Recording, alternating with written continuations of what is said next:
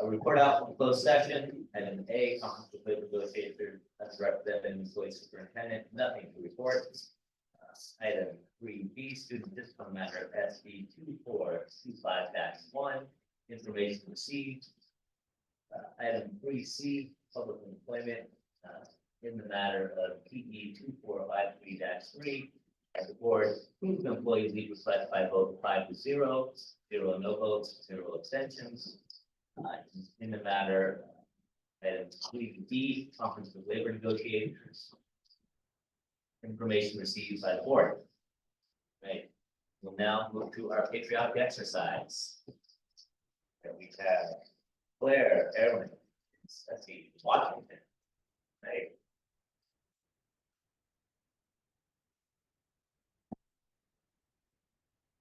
Please feel free to tell us a little bit about yourself and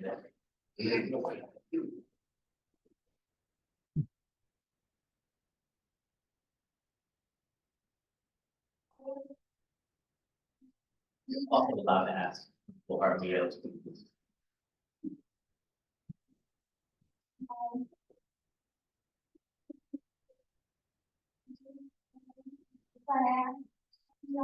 Washington Elementary and our favorite memories we had with the companions in our values.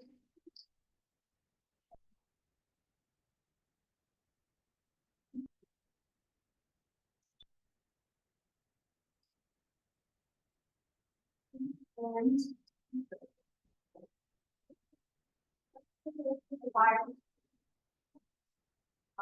again.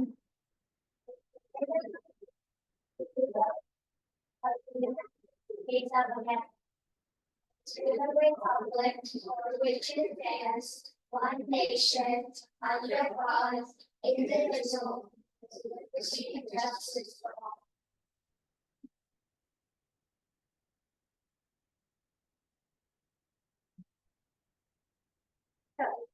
All right. Photo, question photo.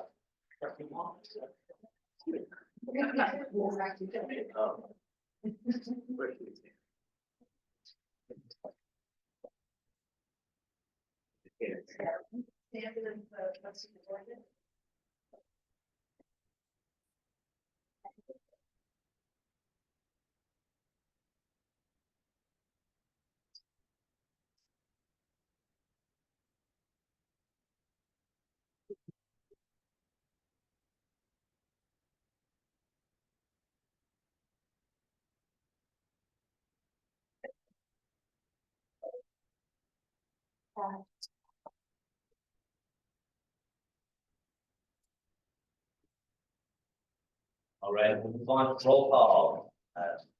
Trustee Brown, Bill Brown. Present. Can you hear me okay? Yes, we hear you just fine. Thanks, Doug. Great. Trustee Wong the same. Trustee Wong. Here. I am present as well. On item 9, public statements related to agenda items. Oh, thank you. First, we have to approve the agenda. Is there a motion to approve? We'll make a motion to approve tonight's agenda. Thank you, Lisa. Is there a second? Sarah seconds. We have to do a roll call vote for everything. So we'll start. Trustee Brown. Aye. Trustee Mudd. Aye. Trustee Wong the same. Trustee Wong. Aye. I vote aye as well. Passes 5-0. Approval of the agenda. Now move on. Public statements related to agenda items. Are there any public statements related to agenda items? No further report, not at this time. None at this time. Thank you. And acting president. Union statement from Ms. Coleman.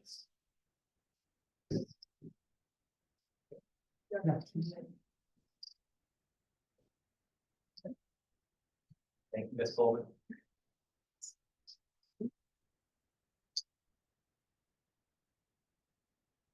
And Ms. Gary. Good evening. My name is Jenny Coleman. This is my colleague Jen Harrington, and we are teachers at Washington Elementary School. We are excited to be here tonight on behalf of the EA, sharing our thoughts. Congratulations on the passing of Measure GG. As teachers, we are looking forward to the opportunities and improvements that the new funding will bring to the district. Increasing teacher salaries to be competitive with other San Mateo County school districts in order to retain quality experienced teachers is a top priority. We had a beautiful winter concert. The VAPA and innovation specialists have been wonderful staff additions, and the long-awaited air conditioning system is up and running.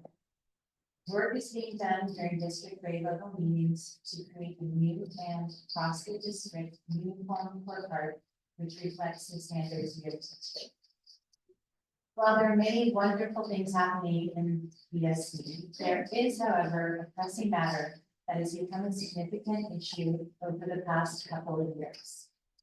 At our first professional development meeting in August, we were told by the main presenter, Kevin Schaefer, that inclusivity would include support from the district for the special ed students being placed in our classes. However, currently this promise is not being met. We hope that the elected officials in the Burlingame School District will work closely with district administrators and feel compelled to make the effective changes that needed. Special needs students are being placed in classrooms, and teachers are not adequately trained or supported, nor is there appropriate support staff to meet the needs of these students. Physical and mental safety to the staff and students is currently at risk across the district on a daily basis. There are repeated acts of violence and verbal abuse towards teachers and students. This inefficient, and some might say dumb and hope approach is affecting the entire learning atmosphere of every school in our district. This situation is a rapidly escalating issue and a potential crisis. If communication is not improved, support not provided, and proper and effective training not implemented, then no matter how high the salaries become, it will be impossible to retain quality teachers and morale will continue to fall.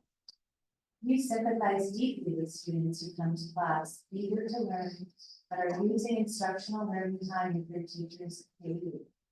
Several students have told staff that they feel unsafe during recess and in the classroom due to increasing campus violence from some students. The lack of professional training and support has forced RTI, RSP, and speech teachers to leave their roles to handle supervision, crisis management, and de-escalation, leaving some struggling learners deprived of vital small group instruction with expertly trained teachers. All students deserve an education delivered by highly trained professionals. Unfortunately, the Burlingame School District is failing all students when adequate support is not given to the students who require the expertise of specialists. Clearly, our goals are the same, and I quote the BSD mission statement: to educate students to their fullest potential, so as lifelong learners, they will be able to contribute effectively to a changing society. Students, staff, parents, and the community work collaboratively in an educational process that respects individual differences and provides opportunity for all. We, as BSD teachers, want to work closely with administrators and the board to provide all of our students a safe, supportive, and joyful learning environment. Thank you.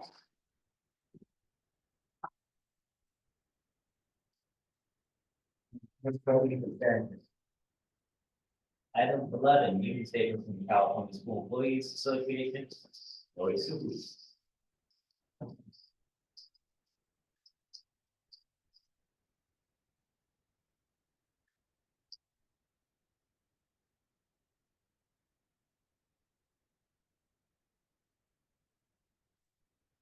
Good evening, everyone.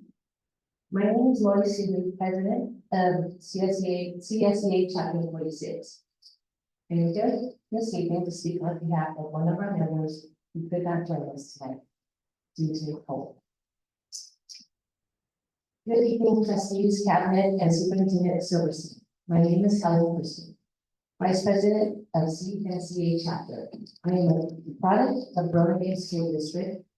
Having attended Megan and VIS and a proud parent of two children who attended McKinley, Go Bulldogs, and VIS.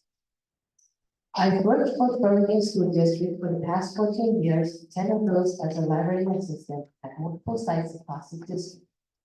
I'm primarily responsible for encouraging literacy and a love of reading among my students. My students often tell me that coming to the library is their favorite part of school. It is really the best job I've ever had. I'm speaking to you tonight so that board gets a better sense of who classified employees are and how essential we are to the district. Classified employees working for BSC keep our schools clean and secure, keep us connected via technology, keep students safe, fed, and supported, manage front desk, offices, payroll, and benefits, and many other functions too numerous to mention.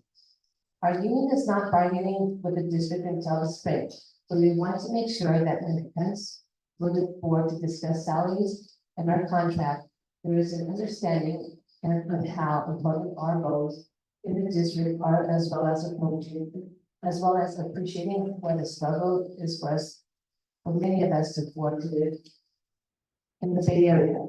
We welcome any and all of you to contact us or even attend one of our monthly chapter meetings to introduce yourself and to hear from our members directly. Thank you for your time. Thank you, Mr.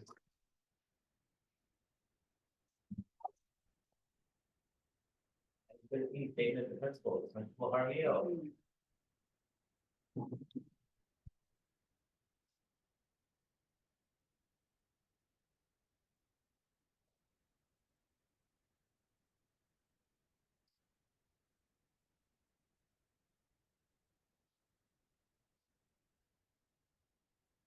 So, good evening. Thank you, the board of trustees, to our leadership. I am here to represent the school group here tonight.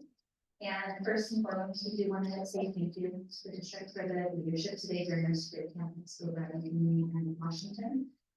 We were able to make sure we were being safe, and it was roughly 1:10 today, so that was a very good thing. I'll do a little bit more fun thing. We as principals are just so amazed and are so grateful for our wonderful music department here in Burlingame and for the BCE with their support of making our music experience for our students such a warm and engaging experience. Our winter concerts are well underway. Some of us are still having them later this week, but a few of us have already had them. And it's such a wonderful experience in our fourth and fifth graders get to play their instruments, sing the songs. We're very, very lucky. And our report card has been out last week, and it's been such a wonderful day to see all the growth of all of our students this year so far. Today, we were able to meet as an elementary grade level team all at Roosevelt, and we were able to look at our learning standards for each grade level. And grade levels are working collaboratively to try to pick priority standards, which is a really important work for us to be doing. Specifically at EIS, I know that the 7th and 8th graders had a really fun balloon dance, which looked like a lot of fun. And I heard that there was a pretty cool dance battle between all the mascots at a pep rally recently. Today at my own site, we were lucky enough to have a wonderful training that was put on by Christina Greenman for our RTI teachers, our RSP teachers and me to further learn more about Wilson training, which I think is such an important step to address their students' needs. And we're excited for 3rd through 5th grade teachers tomorrow to have more CRLT training. A lot of our schools are going through many different holiday traditions right now these next couple of weeks. A few of us are having toy drives or baby item drives to try to give back to our communities. I know quite a few of our principals mentioned their spirit weeks or door decorating contests. It's just a really fun time.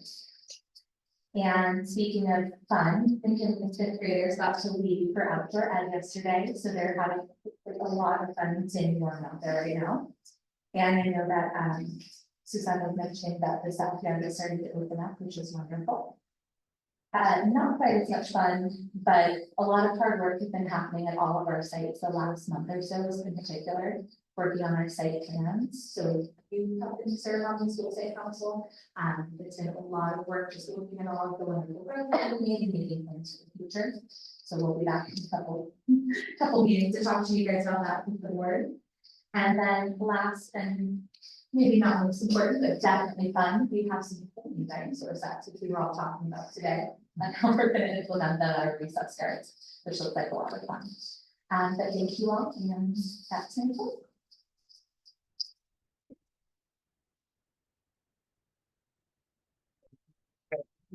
One, item three, Superintendent, Dr. Marla Silversmith. All right, thank you for being here tonight. It's nice to see so many wonderful faces in the audience. And I will hurry because we have some wonderful things to celebrate.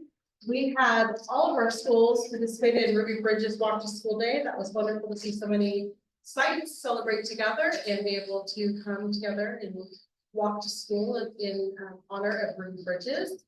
We had BCE's Distinguished Award on Sunday, November 17th, and it was wonderful to celebrate 3 of our wonderful families that have given so much to our community over the years. Very thankful to our 3 distinguished awardees. As Principal Jaramillo stated, and as did Ms. Carrington and Ms. Coleman, we are in the middle of conference season. So we have 2 more weeks of them, and it's been amazing to be in this beautiful auditorium. It's been rebuilt with bond money and has beautiful acoustics, but we couldn't do it without BCE funding. We are so thankful for everything that BCE has done to be able to provide wonderful music instruction, TK through 8th grade. It's not often that you have such great certificated music specialists that are throughout our community, so we're very thankful for that. Myself and Ms. Dukakis, who's the coordinator to the board, and the superintendent, along with next week we'll have Trustee Mustafa and Trustee Jay, attended California School Boards Association annual conference last week for 5 days, and that was a lot of learning and a lot of getting to know different avenues of governance, and that was actually great, a great learning experience. The district office today had our Narcan training, so every school and the district office all have Narcan on campuses in case we ever need to use it. Hopefully not. But we have 2 wonderful nurses in our district, an RN and an LVN, who help to make sure that we are all educated around emergency medicine. We're very thankful for that. And I want to let you know, acting president, why did I receive 100% on my with a smiley face? And then one last item, Principal Jaramillo stated, we did redo our Wilson training. So for those of you that are not aware, we are a Wilson district. So every school has people that are trained in Just Words Foundation, and then we have 2 highly trained Wilson staff throughout our district that help target students that have been identified as needing support in the area of dyslexia. And we're very, very happy with that.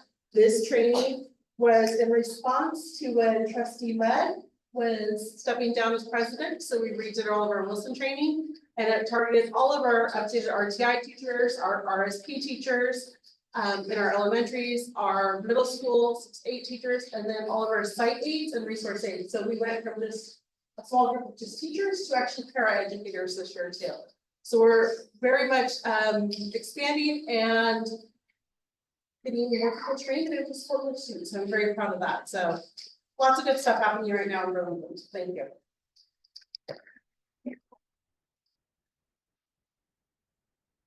Dr. Silverman, move on to item 14, statement of board members. Start with Trustee Lisa Mudd. Evening, everyone. I will also keep it brief, but I did want to take a moment to say thank you to Trustee Brown, because I will not be on the board as the outgoing president. And so I just wanted to take a moment to thank him for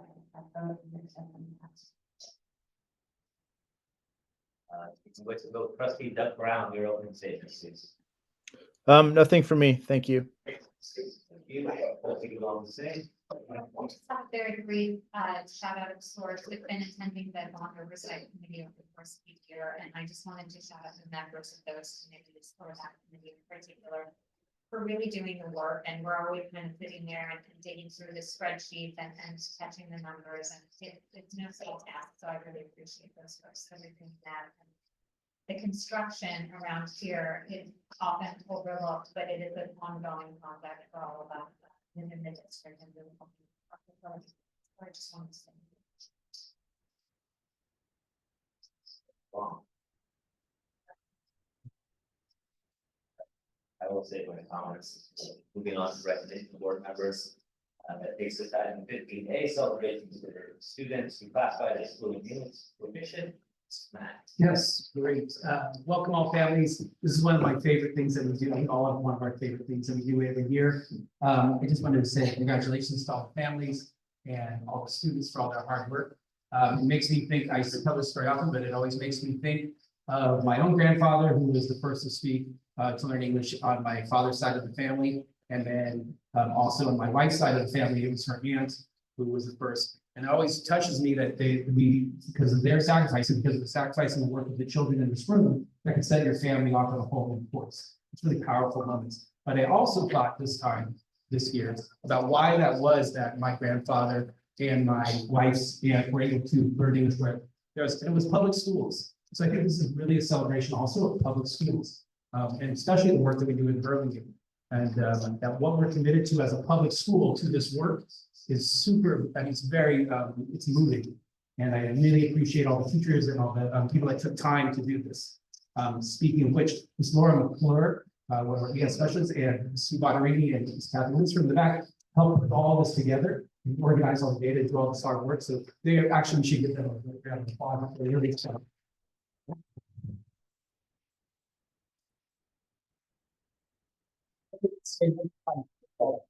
Congratulations to all the students and public principals to read the names and have medals for the students. I got you a lovely board members to present each of them.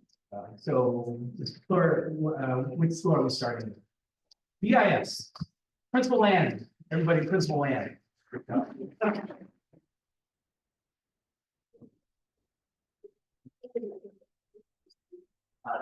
Trustee Martin. Yeah, let's do it.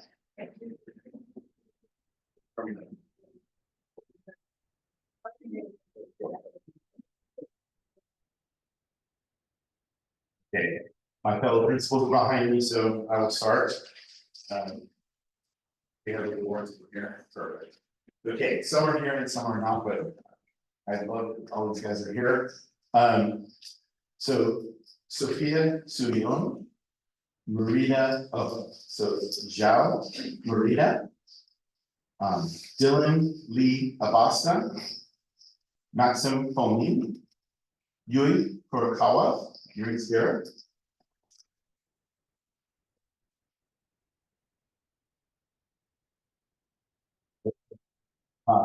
Lottie Gucina, Lottie's here.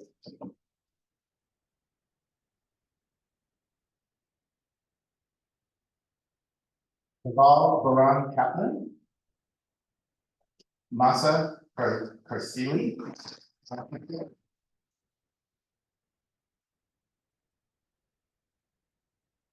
Sundar Atavan Mary Polishuk, Savio Rigi, Savio's here.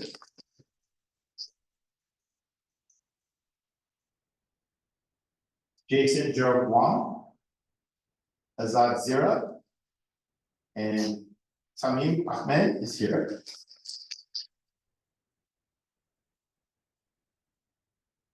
And Pavel Tekin. That's BIS.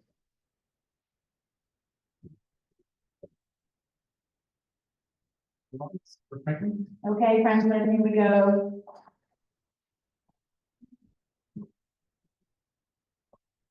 You should take the evidence.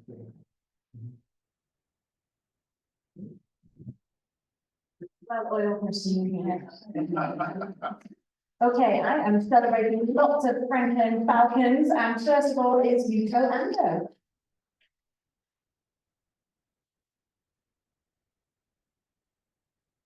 Not here, but equally celebrated are Emilio Casanova, Mia Amenti, Jaden Lin, Kamachi Nakano, Riha Opalapati, Attica Wong, and then here is Mehdi Almond and Willie.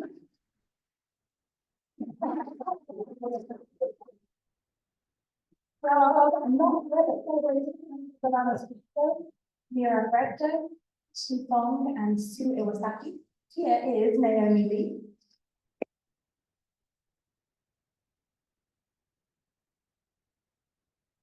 Not here, but celebrated is Avery Yu. Here is Selena Ridge.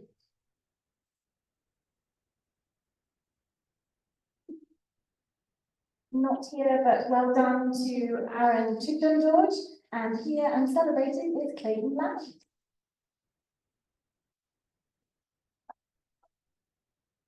So welcome.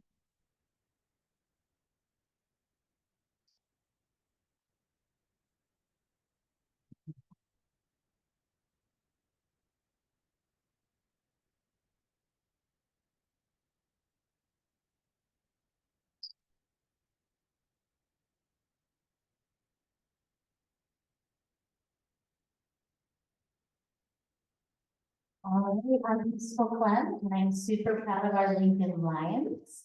I'm gonna read out a number of names. Not everyone can be here today, but we will be celebrating those who couldn't make it on our Friday morning assembly. So, Lincoln, we have Bridget Duan, Lena Gonzalez, Wilson Pong, Roy Kleider, Richard Shi, Mia Osatskaya, Ellery Chen, Nin Jun Jo. And here tonight is Zen Morimoto.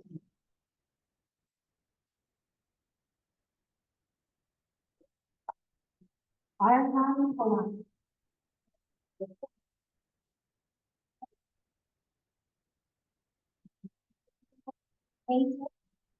Bill Rope, Henry Zhang, and Sophia Mura. Congratulations.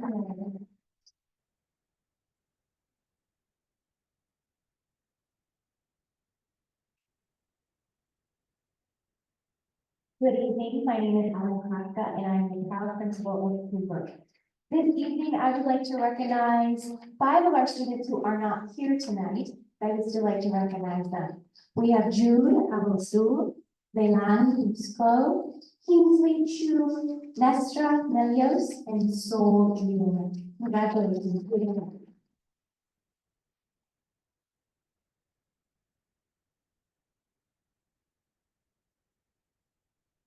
Good evening, I'm Tara Marinaro from Roosevelt, and we have some students here I'd like to celebrate as well. Liam Johns, Bella Mai, Karen Miyagawa, who's here. Alina Tom, who's also here. Ross Copeland, Akidi Vermont.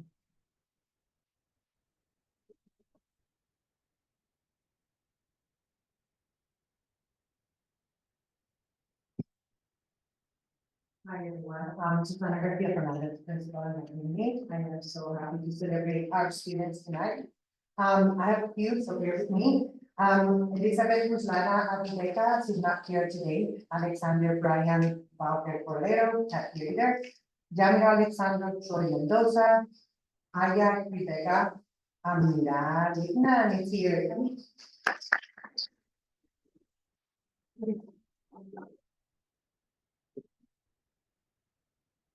Emma Cobado Gachuk, Aiden Luca Charpedi.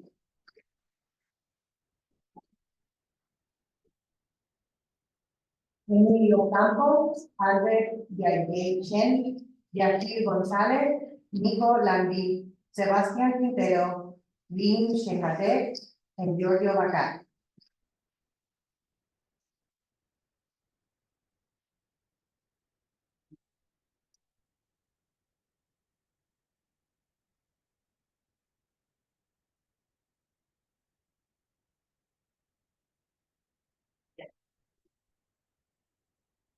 First,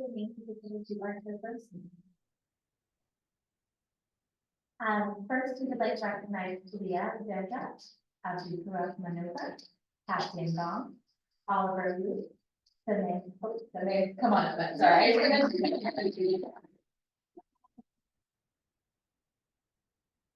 And Kaya.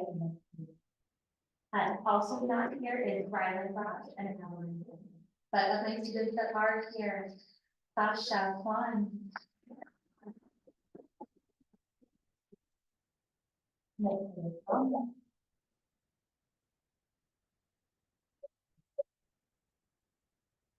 Ana Victoria Roman Ramirez.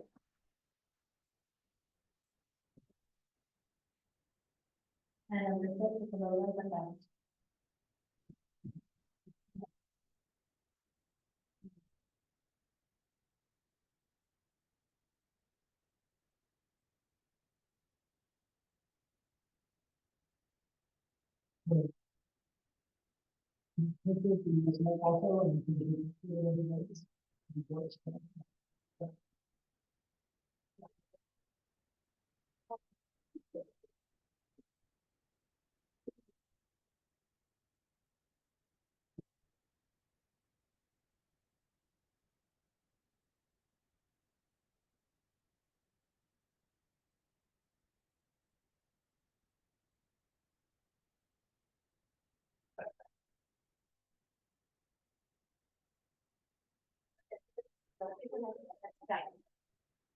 Okay. Students, can we take 2 steps forward? Some of them can go behind me, please. Okay.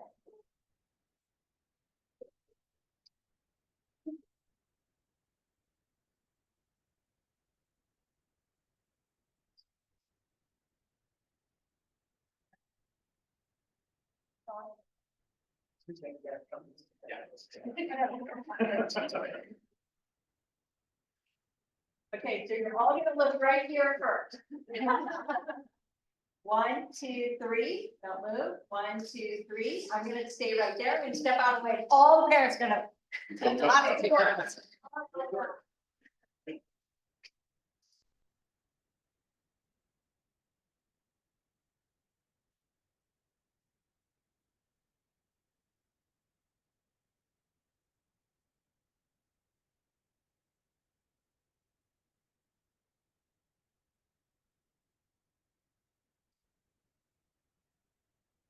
All right, I see cameras going down. I think you got it.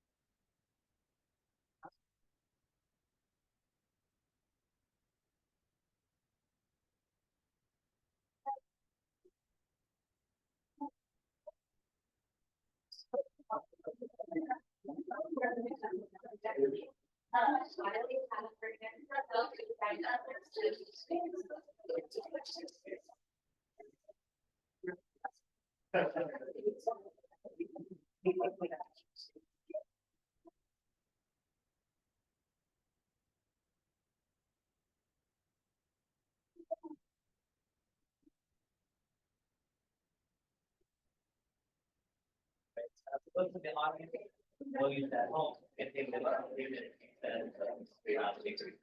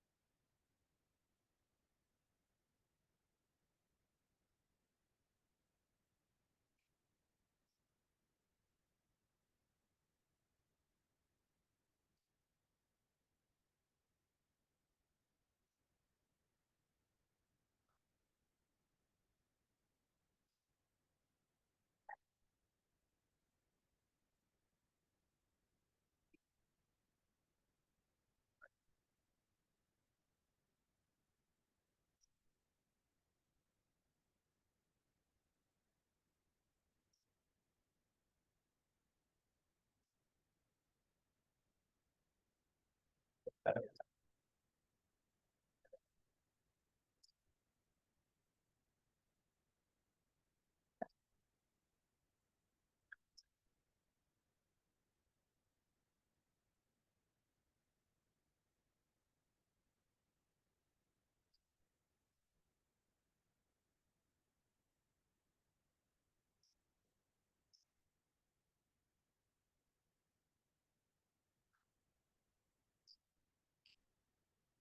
right, welcome back. It's 6:47. You thumbs up.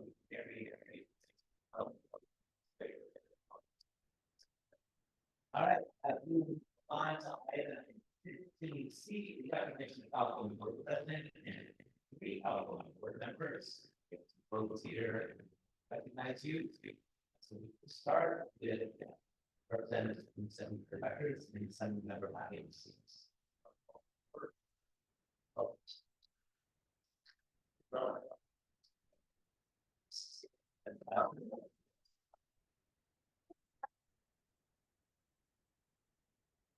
City council here on the close session. Thank you. You're very much.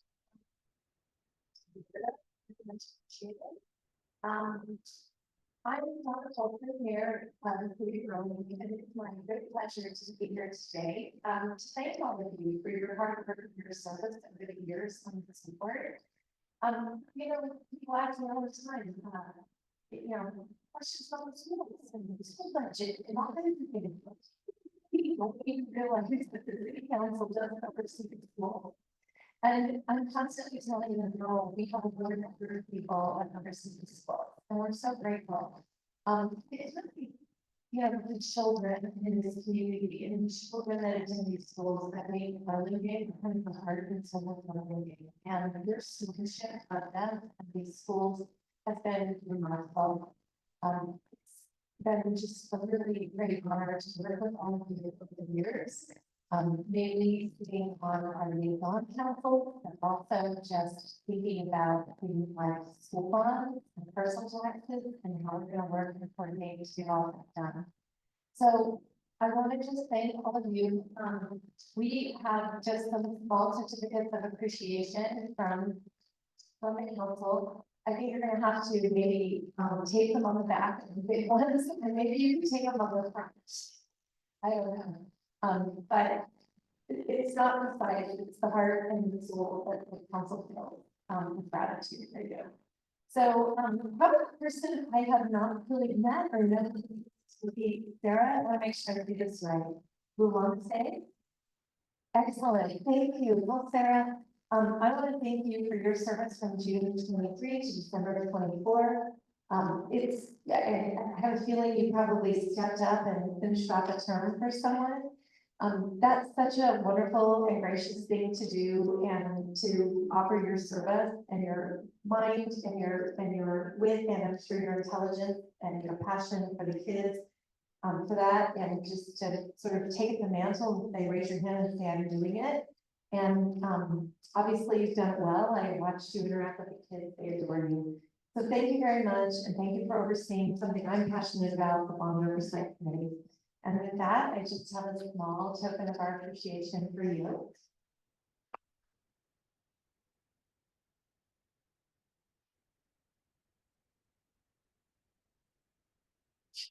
And another person who I've really gotten to enjoy working with and know over the past few years, Lisa Mudd. I'm sorry to see you go. It's been a pleasure. You are always someone who I feel like I can pick up the phone and say, hey, what are we going to do about e-bikes? What are we going to do about, is our school resource officer working out okay for you? What can we do better as a school, as a city to help the schools? Can we, improve the safety, work on the streets? Just a myriad of things that we interact with day to day, and it's always nice to know you can pick up the phone and you'll have a, kind voice and an interested person and a caring person and a friend on the other end. So I really want to thank you. Your service from December 2020 to December 24, 4 years. And I think that the students and all of the teachers and staff are really going to miss your just can-do attitude. And I want to thank you very much for your service.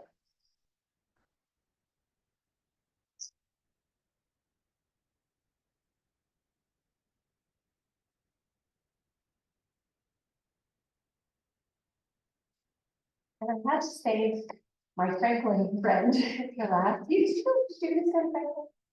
Oh, there was some, okay. Somehow I feel like we knew each other through Franklin, maybe it's from the Franklin days. But Florence Wong has served from December of 2015 to December of 24. Maybe that's it. You and I right now have the same terms. And so we've been working collaboratively together. But Florence, what's been so unique about you and special about you is your willingness to work outside of just the school district and take on the mantle of advocacy for people with special needs. I know that has been something that's impacted your family, and it's been something that you really brought into focus at the school district, but also through your work at the county. I know they are grateful for your service. I am too.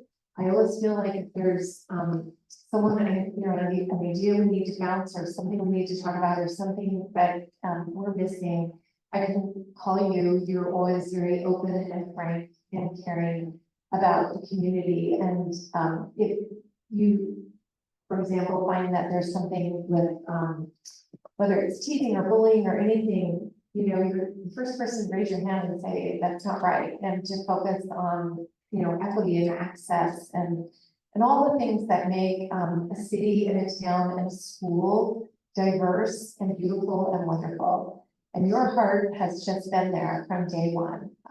You have worked on multiple bonds, you've worked on parcel taxes, and I feel like I have known you for much longer than 2015. I admire your BCE stuff. BCE. I mean, I know it goes back forever. And BIS probably too. You are just the epitome of someone who is selfless and hardworking and totally and wholly devoted to the children. So I've enjoyed our friendship. I've enjoyed working with you on school site council, our council, on school site council, I guess, our liaison committee meeting.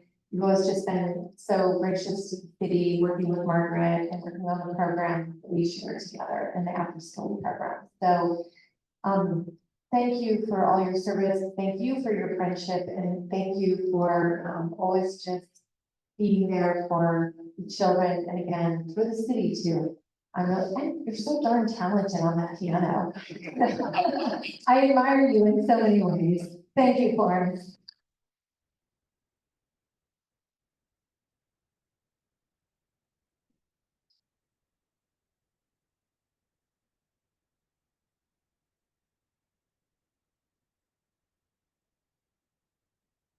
Okay, next is Mr. Russo. Russo is correct. Russo from Senator Becker's office and Assembly Member Pat. Specifically, I'm just the director for the someone over talking. Want to make sure we can there tonight to recognize your service. Personally, been doing this kind of work for just over a generation, really. And I know that school board is probably the hardest elected office as a whole. A lot of nights your audience is kind of like this, but one thing happens and they come in pretty hot. So we really appreciate all the work you do, because of course you get paid so much money to do it, and it takes no time at all. So really, your state senator, your someone that we just want to make sure that you are recognized as that sacrifice, because it is a sacrifice. Our bosses get paid full time, we get to do cool stuff. The reward for this is really the product for you folks, and it's really very commendable. We just want to thank you for your service, and a little bit better outranks me. It's a lot cooler than I am. I have much bigger things I brought. Hopefully that happens.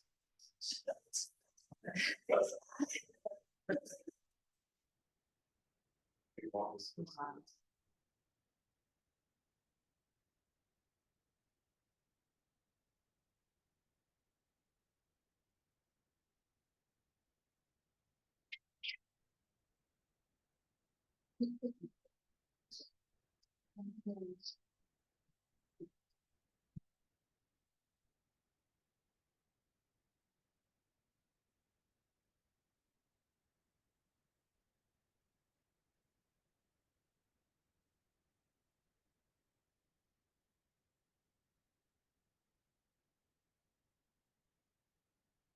you.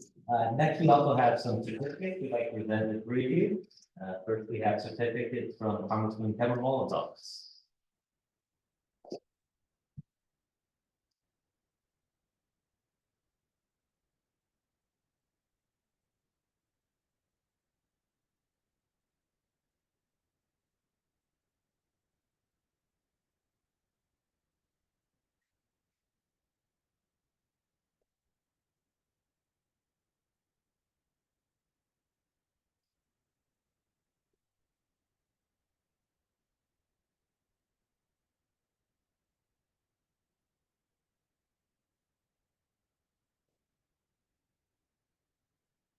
We have certificate from Supervisor Pines' office.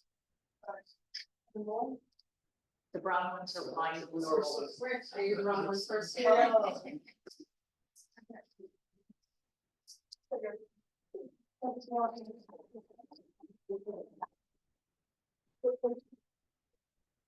Next, PCE is also offered recognition as well.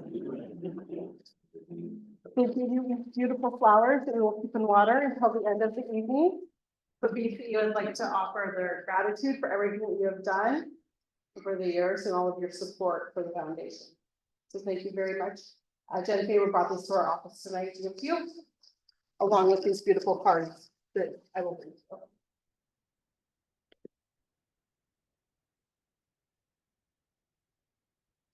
We started with these where they always start. If you're watching, you see breaks around every time. Trustee Wapsie. And Trustee Matt also started this week. And next is also recognition from the PTA Council. Our wonderful district PTA council brought you home-baked cookies as a thank you.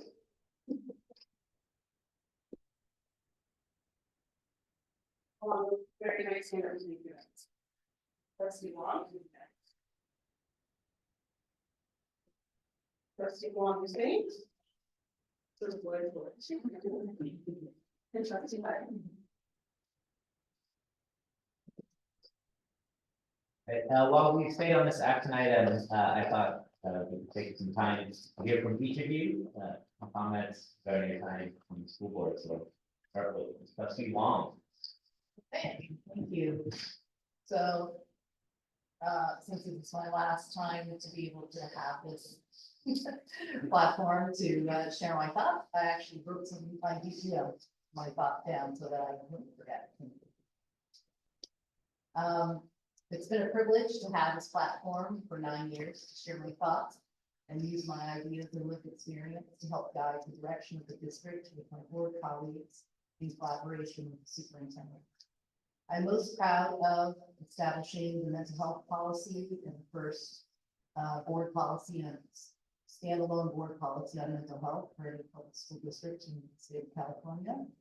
And all of this was pre-COVID, so we had a very strong mental health team already in place when COVID hit. So we actually were pretty ahead of neighboring districts in terms of having staff really address the mental health toll that the pandemic had on our students, etc. And I also just want to say that I really recognize over the time here how interconnected everybody is. Students, teachers, staff, the overall culture and vibe of Burlingame School District is all connected.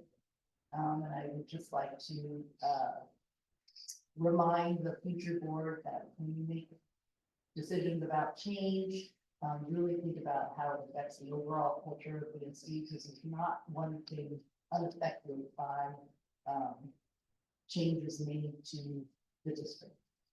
Not to say that change is bad, but just really be thoughtful about that. And I want to also mention that myself, as well as I think a lot of parents and families in Burlingame really chose Burlingame School District over other districts in the Bay Area that we could have moved to. We're all deciding where should we, settle down, buy a house. It's all sort of expensive everywhere, so really making those decisions very carefully and making comparisons. And, I chose to stay here the whole time, and I know lots of families picked Burlingame over other places. And I think it was because we have a really special and unique culture here in the district. We really do emphasize the whole child. We really value the diversity of our families in our town, as well as not just, what you think of diversity, but the economic diversity that is present in Burlingame is actually really part of what makes it unique and special. And I really want to say that there is no need, in case there are, people who feel like we should try to emulate other districts or think that there are people we should envy other districts. I actually feel it's the opposite. I really feel other districts can do so much better in how we really focus on the whole child. We really do that. And I remember at a PT function, a dad, I think he was from Franklin, and he pulled me aside and without me asking or anything, he wanted to tell me why he chose to bring his family to Burlingame.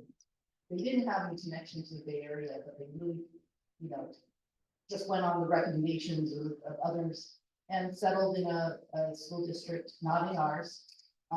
And he quickly saw that the culture of the school district he chose, which was recommended by other people, was hyper competitive, very narrowly focused, and he really didn't think that was going to be a healthy environment for his family. So he actually looked around to see what would be a better fit, and he chose to move his family and change homes, buy a different home, to come to Burlingame because he really saw the unique and special environment we have here and what our focus and priorities are.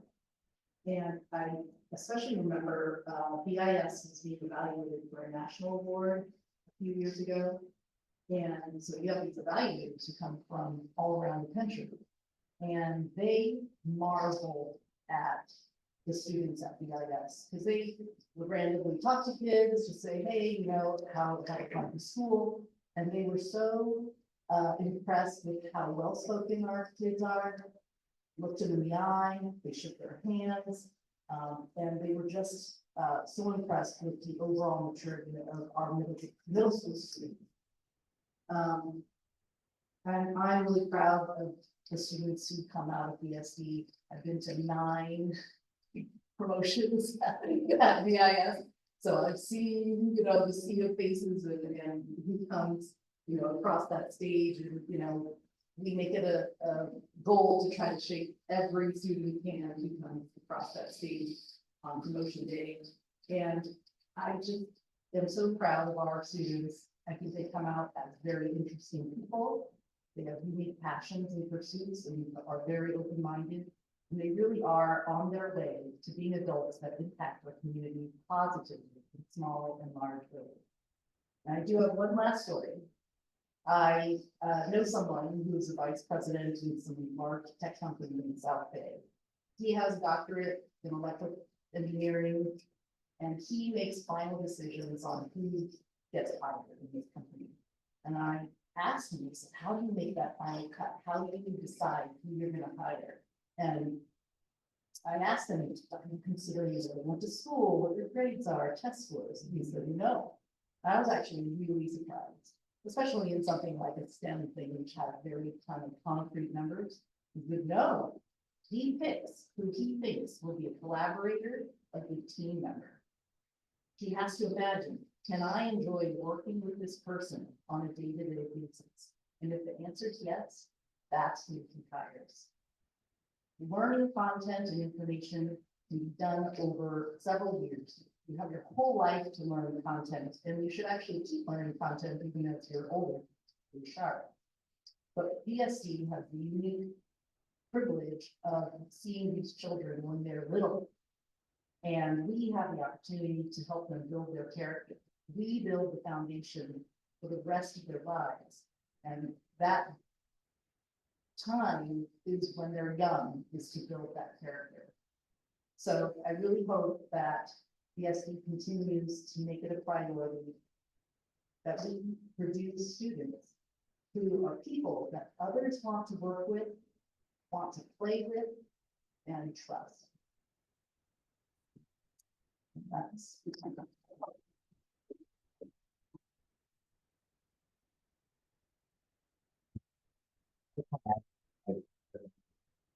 President, when I knew you were always kind, professional, gracious, took the time to explain things to me, make sure I knew basic things like where to sit, right? But you were always really good with me. Thank you. I always like. Trustee Wong, on behalf of the Burlingame School District, we are granting two things to you going forward. The guarantee of our 3x3 pyramid staying strong, including the mental health strand. That means tier 1, tier 2, tier 3A, and tier 3B, including explicit instruction in tier 1 of the exact thing that you spoke of, character education, so that we can ensure that going forward, we are creating the thinkers and learners of tomorrow to go out into the world. We are also granting and for our parent group, our special education district advisory committee, a commitment to educating parents in our district, especially around intellectual disabilities, developmental disabilities, information around sexual abuse of our society with students in that area and how to eradicate and support and also inform and report. Thank you. I would also like to say personally, I remember walking the closed session the day you hired me. 7 years ago this week. So I remember the first tour of the first building that you helped with bond money to put up, which was the Library and Media Center at BIS. And I think about all of the work through bond, through parcel, through so many other avenues that you've contributed to on this just in Burlingame. You know, whether it be the new buildings, we call them the new buildings at Washington that are now Howell, Richard, and also at Roosevelt, you know, the SRC that's beautiful, the one's name. Yeah. The wings throughout BIS that have the beautiful drawings through, or the artwork throughout. I just think of how many touches that you had on this community, Hoover, so many different things that touches that you've had for our students, for our staff, and our community at large. And I just think that our students, our families, our staff, we can't thank them enough. So thank you so much for the 7 years I've been able to work with you and learn from you, whether it be the dyslexia action plan, the mental health board policy, working with the mental health collaborative, and the time that you gave to us in your professional lens for us to learn from you. It's invaluable. So thank you very much for everything you've done, and don't change your phone number, please. I'm not going anywhere. Perfect, thank you.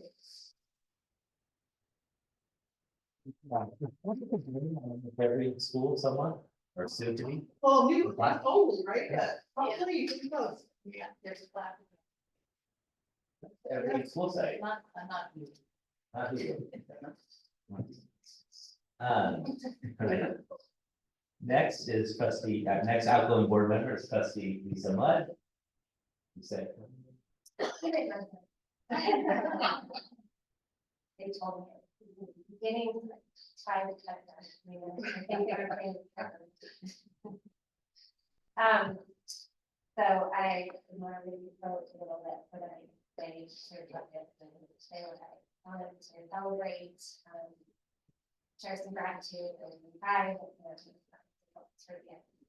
So start with gratitude for our school board. And I want to say this is a highly functioning board. I've said it before, I appreciated it from the start, but I think it's important for the public to know that as well. Because no one on this board is here for a personal agenda or person. Everyone here is here because they value service and they have a shared belief in public education. Even when we disagree, it's clear that our differences come from various perspectives and lenses. And it comes down to the best for kids, which allows them to operate with mutual trust and respect. I admire all of you, and I'm so grateful for what all of you bring to the board. I'm also thankful for Dr. Silversmith and the training team to bring deep expertise in the areas of curriculum, special education, mental health, equity, and intellectual competence. She's truly one in a million, and I have not yet had a supervisor like her. This district has been very bad hands under her care. Her leadership is grounded and clear and very high standard. But importantly, she provides the resources and the support needed to help her team reach those standards. And I'm grateful to our community. While school boards across the country have faced challenges, and on the news, Burlingame remains largely respectful, even in our most difficult moments. Which leads me to moments of pride, which I'm so thankful that I have been able to participate in. We made the critical decision to use data and science to improve our reading instruction, which is personally meaningful to me as a parent and also as a reading specialist. Transitioning to research-based practices long before many other districts. Some districts are still using developed curriculum. We transitioned out of this years ago. This shift involved significant investment and training and resources for our staff, hours and thousands and thousands of hours. We adopted new curriculum and began ensuring that teachers are consistently supported in their practice. We built partnerships with organizations like UQ, Stone Bowlers, LRP, making that real and existed, and Wilson to strengthen our program. We directed COVID relief funds towards addressing what could have been generational learning gaps, tutoring, school break academic programs, partnerships with programs. We navigated leadership changes and we emerged from those leadership changes stronger and more united. We reviewed dark budget practices, working with an independent auditor to implement changes for efficiency and transparency and clarity for our community. We passed a person tax, but our teachers were speaking up earlier to ensure competitive wages. We completed the EIS SRC, we added solar panels. We modernized our facilities. But throughout all of it, we focused on listening to every student. This district understands the idea that a rising tide lifts all boats. When we improve our system, support all of our students. Which leads me to our hopes for our district. I have one that I'm just going to throw in there since Richard is here. For the owners committee, when funding is available after classroom and building update, I hope you prioritize planting trees, canopies for natural shade, because I think our future generations will appreciate it. But on a broader scale, I hope the board continues to focus on academic, mental health, and mental health. This district has created an environment where kids can grow without the undue pressures often found in Bay Area communities. So I hope we continue to resist that pull toward high pressure, overachievement focused environment that can harm students. I hope we deepen our focus on meaningful learning, supporting teachers, students, and improving the strong foundation that's already in place. That means focusing on rigor and coaching and support, not chasing talent, but benefit only you. As a parent, I've seen how this district positively impacts students. My own children,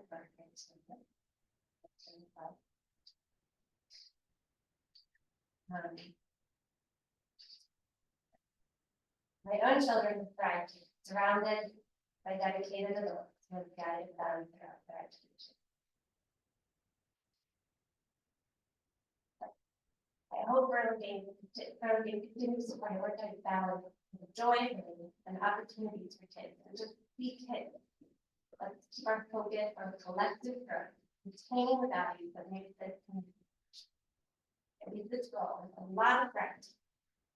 There's a lot of focus and concerns and the future work. Thank you for that.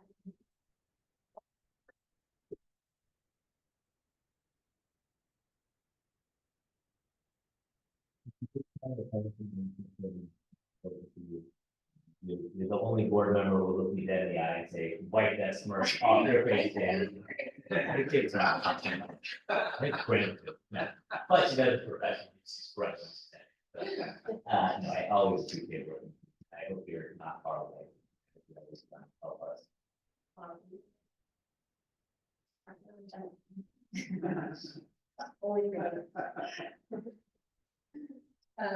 Trustee Mudd, going forward, the Burlingame School District is granting in your name dyslexia stimulation at all 7 school sites every year. We are also committing to assistive technology training around dyslexia and support for students that are neurodivergent, so that our teachers have clear understanding of embedded programs within their current curriculum and outside of their curriculum to be able to help students around learning in their classroom, whether it be with technology, high tech, or low tech. We will also be working with students at the middle school to learn self-determination and self-advocacy to help learn how to run and support themselves through 504s and IEPs and support their own learning outside of staff-centered advocacy for themselves. I also want to tell you the first time I remember meeting you, you and Graham walked into my office and had a very strong conversation with me. And we had a very honest conversation. I had no idea you'd like be my boss. But it was amazing. We had so many honest conversations over the years about students and learning needs and what can happen and where we can go, and so many great partnerships. And throughout that, it's been great to see us opening up dyslexia awareness training to everyone from, our custodians and our payroll techs to the superintendent, and I've learned so much through that. I think we've had so many great parent ed nights and further conversations, and I look forward to this partnership continuing. You don't get to change your number either. But I think that there are so many great things that continue to happen. And I look forward to you shaking hands promotion at 8th grade too. We're gonna have to see you in for some special ones probably. But I just thank you very much for everything in the last 4 years. It's been amazing to be able to work closely with you. Next outgoing board member is trustee Sarah Zulam-Hussein. I didn't write anything down, but I'm gonna speak. I'm gonna, I grew up here. We lived in a little apartment on Bellevue Avenue. And my parents are in Brunswick, Boston, and so they did this. They don't. Now, we struggle so hard. But we somehow ended up here in this district, and I was down coming in. And from there, I got a launching pad to do all the things that I've done. And I think that is all business. And so when we kid, we reward their multilingual ability, the fact that we even have the tenacity to say multilingual and to congratulate them and to interact in the way that we do on this responsible, but to the very fact that we are able to give them an education and to help them, as you were saying, move on to a different course. Even if we're doing it 30 years ago, we're doing it today, and it's really not a challenge for somebody like me is that we are trying sometimes so far to get out of where we were. I'm sorry, it's really hard today. But I think the challenge is that sometimes for somebody like me, it's difficult to be a single child. We're trying to get out earlier to get someplace else that's better. And the difficulty is that you can then forget actually that you need to come back and you need to serve and you need to open that door for others. I'm not today at this moment able to give in the way that I wanted to give, and sometimes for this shorter tenure of my experience here.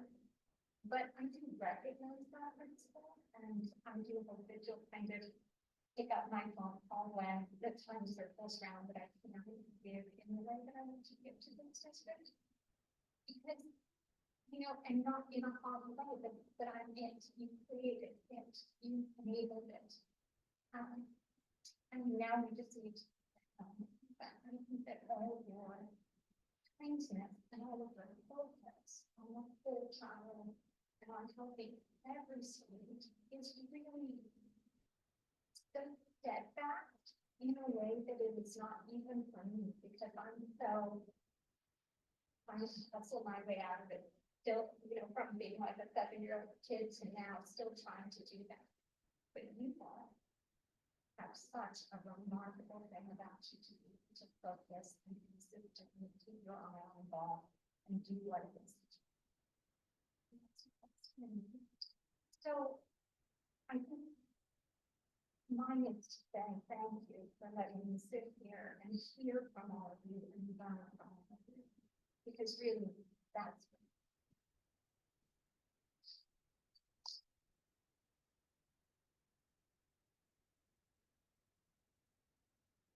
Sarah, thank you for doing that. So joining by appointment, I did like you, it was like impossible to jump off this movie train. And you did it much better than I did. So thank you for it. Just to go on the same, thank you for stepping forward, stepping into a hard position. I'm really stepping up. I don't appreciate that enough. Throughout our long conversations and very honest conversations, the one thing that we always talked very frank and openly about was communication. Tonight, the Burlingame School District is granting you a promise for more parent engagement classes, including, especially for TKK and new parents, to make sure that they are onboarded correctly and have a great understanding of the many things that we do when we speak in our acronyms. When we talk about Big Five, but they don't use the sorting it for. And all of the other things we do. So thank you for your honesty and your support. It's meant a lot. And you're not going to change your number either, because I will be calling you. Thank you very much for everything. Next is recognition for our outgoing board president, Doug Brown. And before I turn it over to Doug, just say, if research is actually maybe why I can't continue. And we have some future board members here. But just food for thought, Doug, your thoughts, and then I'll turn it over to you, Doug, and then we'll take a break for board members to take pictures with those in the audience. So thank you, Doug, your turn.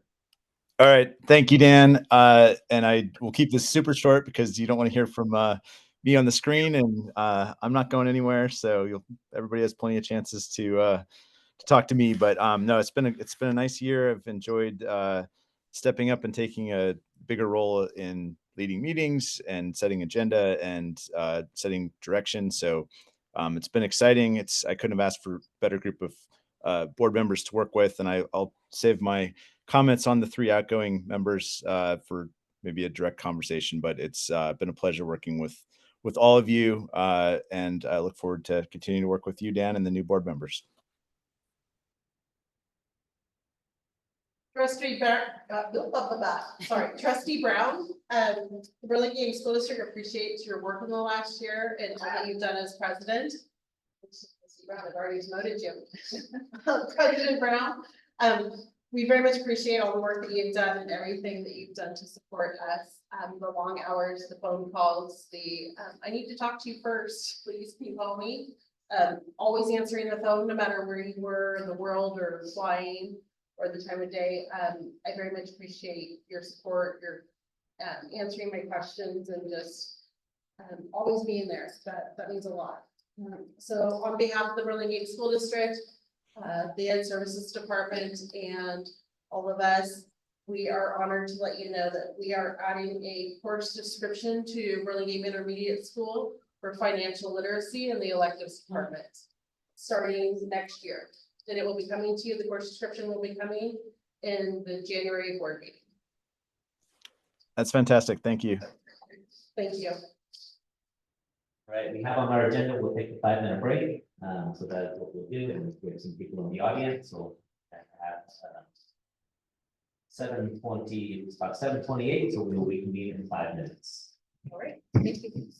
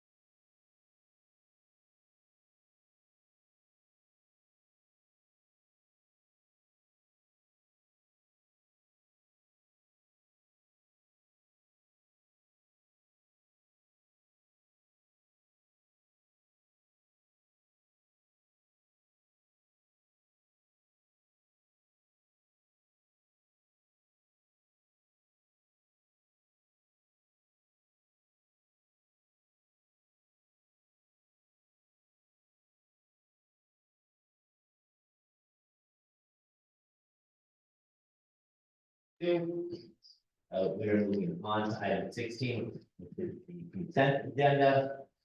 The consent agenda is a way to consolidate many items considered by the board to be routine business. These items often require approval but do not need discussion. All trustees have reviewed the items in advance of the board meeting.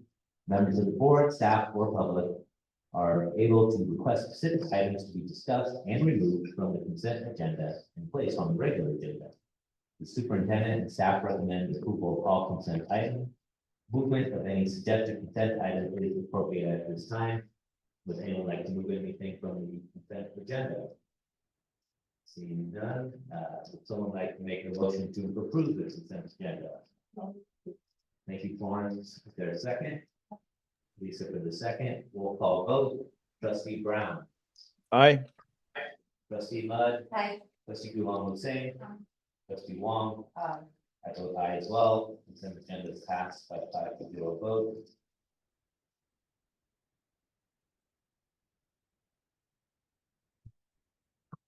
Moving on, to item 17A, business and finance, first and budget report from Marie.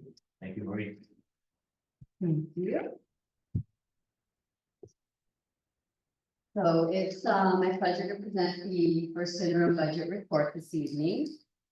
The first interim budget report is the report that covers the budget from July 1st through October 31st. It's an updated report since we adopted the budget last June. And it has to be submitted to the County Office of Education by December 15th.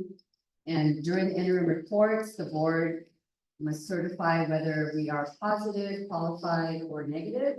A positive certification means that the district will be able to meet its financial obligations for the current year and subsequent 2 years. A qualified means that the district may not be able to meet its obligations for the current year and the subsequent 2 years. And a negative certification means the district will be unable to meet its obligations for the remainder of the current year or for the subsequent fiscal year.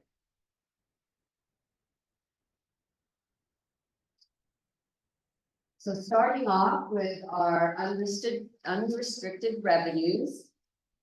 This includes our LCFF funds and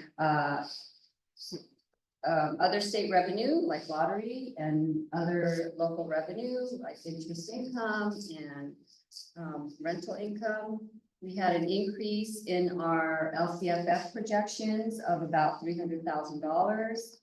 And that was the net of a transfer that we made to deferred maintenance as part of the reconciliation and all of the resolutions that the board has passed. We still needed to transfer $354,000 to deferred maintenance fund 14. So the net difference in the change there was about $55,000 decrease. And there was an increase in our lottery allocation of about $81,000.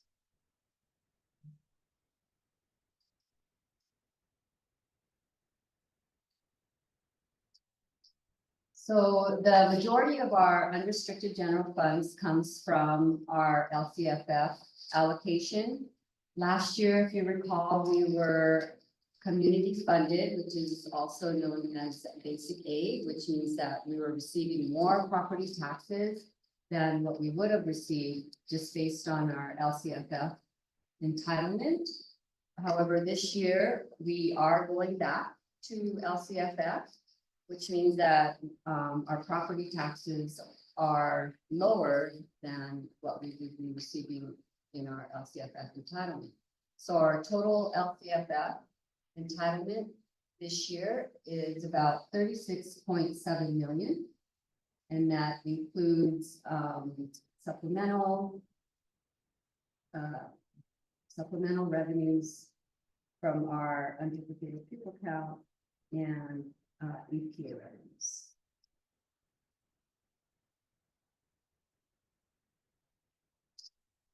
So the way we get funding is through our ADA.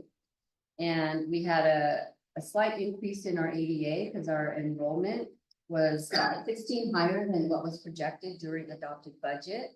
Our current enrollment is 3,379. So that increased our projected ADA to about 14 ADA.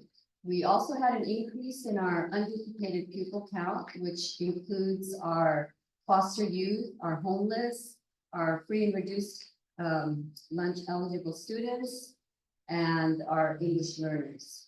So this year, our total unduplicated pupil count is 944. And let's also increase the unduplicated pupil percentage about 2 percentage points. We're at 25% this year. And this was largely due in part from the change that we made, implemented a data collection process during registration last spring.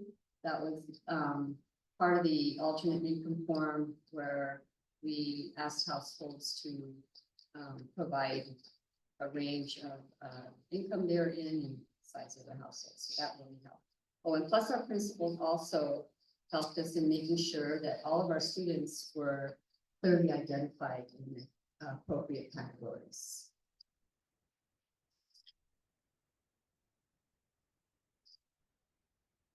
Our restricted revenues, these are all the revenues that can only be used for specific purposes. We had an increase in our self-allocation of about 157,000. And we had an increase in our federal special education funds as well as our title funds, totaling about 254,000. And then in other state revenues, we had increase in our lottery, the Prop 20. We have a CTE grant of 25,000. We had a slight increase in our ELOP allocation and a slight increase in our mental health related services resource. So the net increase in other state revenues about 43,000, and an increase in other local revenues of 294,000, which represents a grant that we received to update our plumbing fixtures.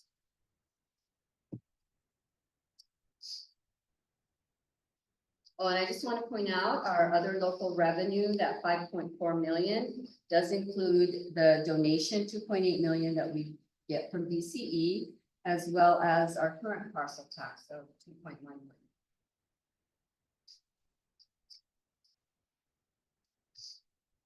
On the unrestricted expenditures, we had salary increases for both our certificated and our classified bargaining units, which we settled after the board adopted the budget in June. So we made some adjustments in certificated salaries. And when you adjust salaries, it also increases benefits. And that includes all of the statutory benefits, such as the retirement, the STIRS, the PERS, Medicare, unemployment insurance, and workers' comp. And we also had an increase in our budget in books and supplies in our lottery program.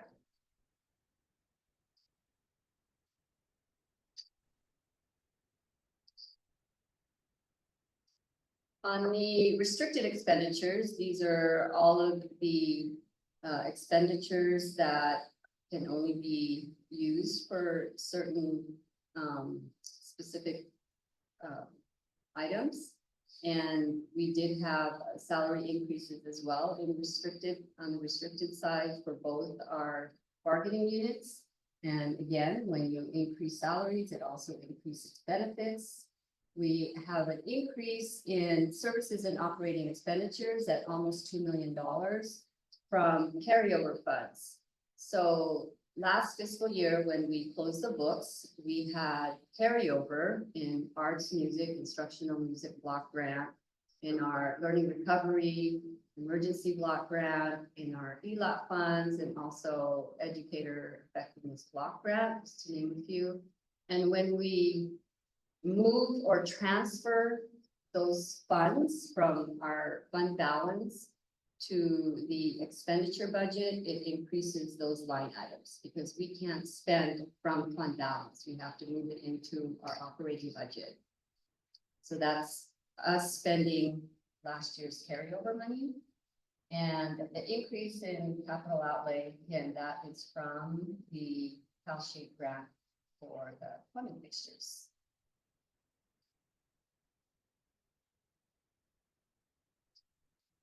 So when you combine both our unrestricted and restricted funds, our total expenditures are 55.7 million. Out of that, the 46 million are salaries and benefits, which is 83% of our total expenditures. And then the other big piece of the pie comes from services and other operating expenditures, which includes our utilities, and contracted services, our insurance, as well as our equipment leases.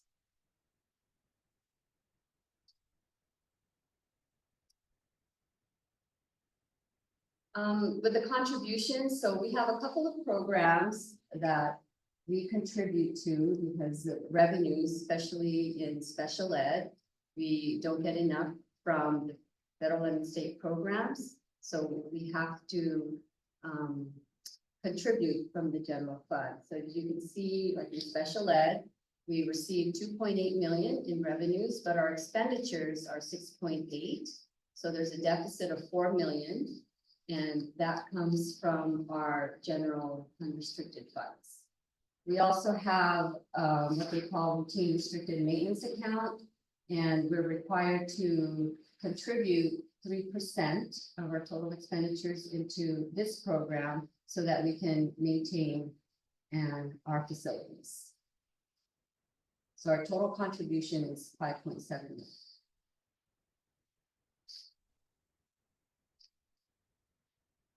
And when you take all of our revenues and you deduct all the expenditures, overall, bottom line is we do have a decrease in fund balance of 688,000 as compared to, we had a slight surplus at adopted budget. And again, that's from adjustments we had to make from the settlements, the salary increases, and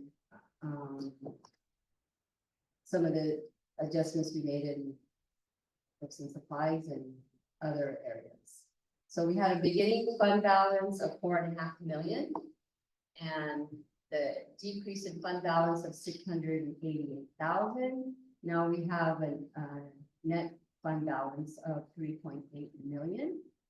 And of that 3.8 million, we still have our committed funds. We still have the community funded status reserves of 1 million and 500,000 in facilities repairs and improvements.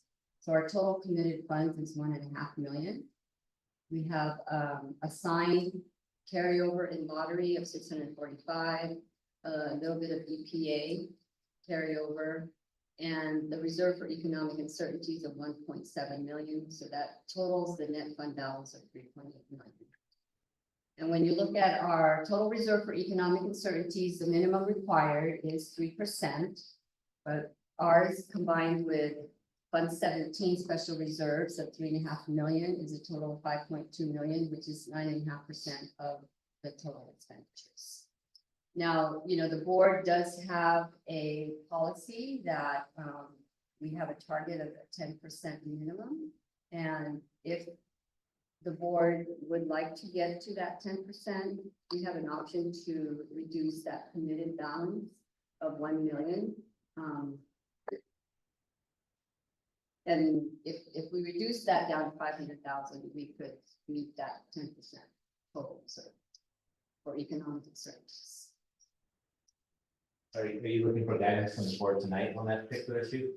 Yeah, I think that would be good for second interim, because committed reserves have to be approved by the board, whenever we make changes to committed reserves. Would you like us to discuss that now, or would you like to finish the presentation? It's up to you. Well, maybe I should just finish. Sure. Whatever you feel best. Okay. So again, Fund 17 special reserves, we do have committed reserves in Fund 17 as well. We have the strategic foundation support. This is based on the PCE donation that we received. And then the technology replacement, we set aside funds for upgrades and replenishment. There's 350,000 there. And curriculum adoption, because whenever we adopt a new curriculum, it's a big expense. So we set money aside for that. and then the reserve for uncertainties, for a total of 8.8, almost 8.9 million, 517. In the multi-year projections, we are required to do a multi-year projections, which includes this year and the next 2 years. We have to build in assumptions, and the assumptions include the cost of living adjustments, and that's usually given to us by the state. So next year, we're looking at a COLA of 2.93%, 3.08%. And remember, that applies to several programs, but it doesn't mean that is the salary increases. Sometimes people look at that cost of living increase, salary increase. That has to cover all the increases of changes in benefits and any increases in just doing business. So the enrollment, we are pretty steady. Just a slight increase next year, and then it goes down a little bit the following year. And the ADA, the same thing. We are looking at, of course, thank you to the community and the support, adding additional revenues of 3.6 million from Measure GG. So I did include that in the next 2 subsequent years. And there's an assumption of an increase in TK FTEs. So we are required to go to 1 to 10 next year. So that's 1 adult per 10 students. So we have 2 FTEs in the certificated as well as classified to accommodate the growth. We are looking at about 201 students more for next year. STIRS rates about the same. PERS is going up slightly, not too much as well. And then our assumption for step and column, which is the movement on the salary schedule, it's about 2%. And then the consumer price index, which usually applies to, like goods and supplies and services, it's almost 3%. So incorporating all of those assumptions into our multi-year projection, we are looking at a slight decrease next year in our fund balance. That's deficit 52,000. And then in the second out year, a slight increase of 48,000. So if you remember at adopted budget, we were looking at a deficit in that third out year of over $1 million. But because of Measure GG, right now we have built in the assumption that some of the salaries and benefits that we were putting into one-time funds to balance the budget, but now we can add to the Measure GG. So our fund balance for the next 2 years is about 3.8 million with the same commitments. And we can discuss the committed reserves after this presentation.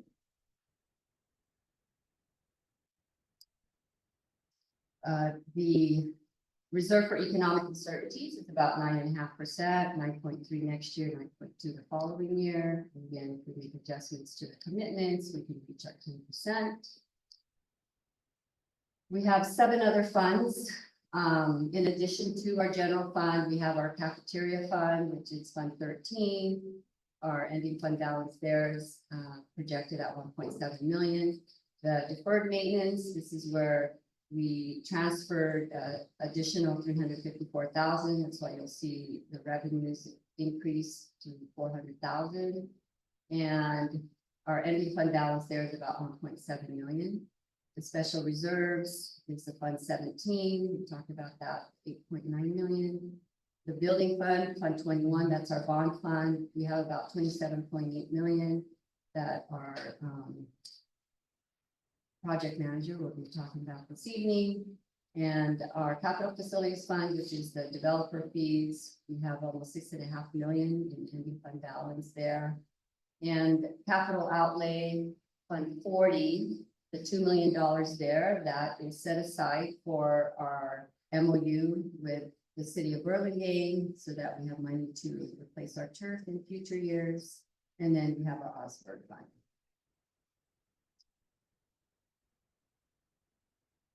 So what happens after this report? We are at first interim.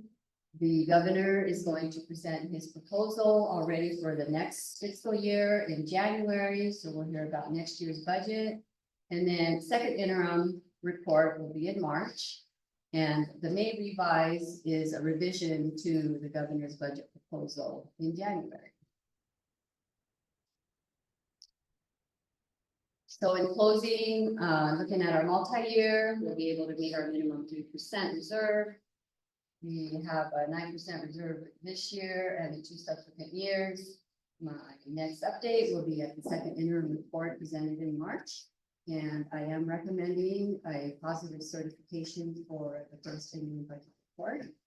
And at this time, we can discuss and I'll entertain any questions or comments. Okay, so 2 things for the board to discuss. One is your request for guidance on the $1 million for the reserves.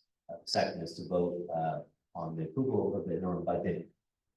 Could you, I think we all understand the vote for the approval of the interim budget, but could you summarize for us what exactly you're asking the board to look at with respect to the $1 million? One more time, summarize for us. Yeah, since we set that aside last year because we were unsure how the year was going to end in terms of property taxes.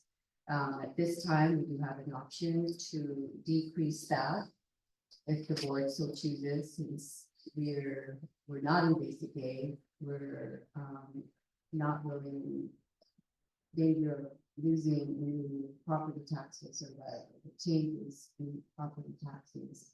And by doing that, then we can move that amount over to the reserve for economic uncertainties so that we can get to 10%. Okay, so your recommendation is what, then, to speak clear?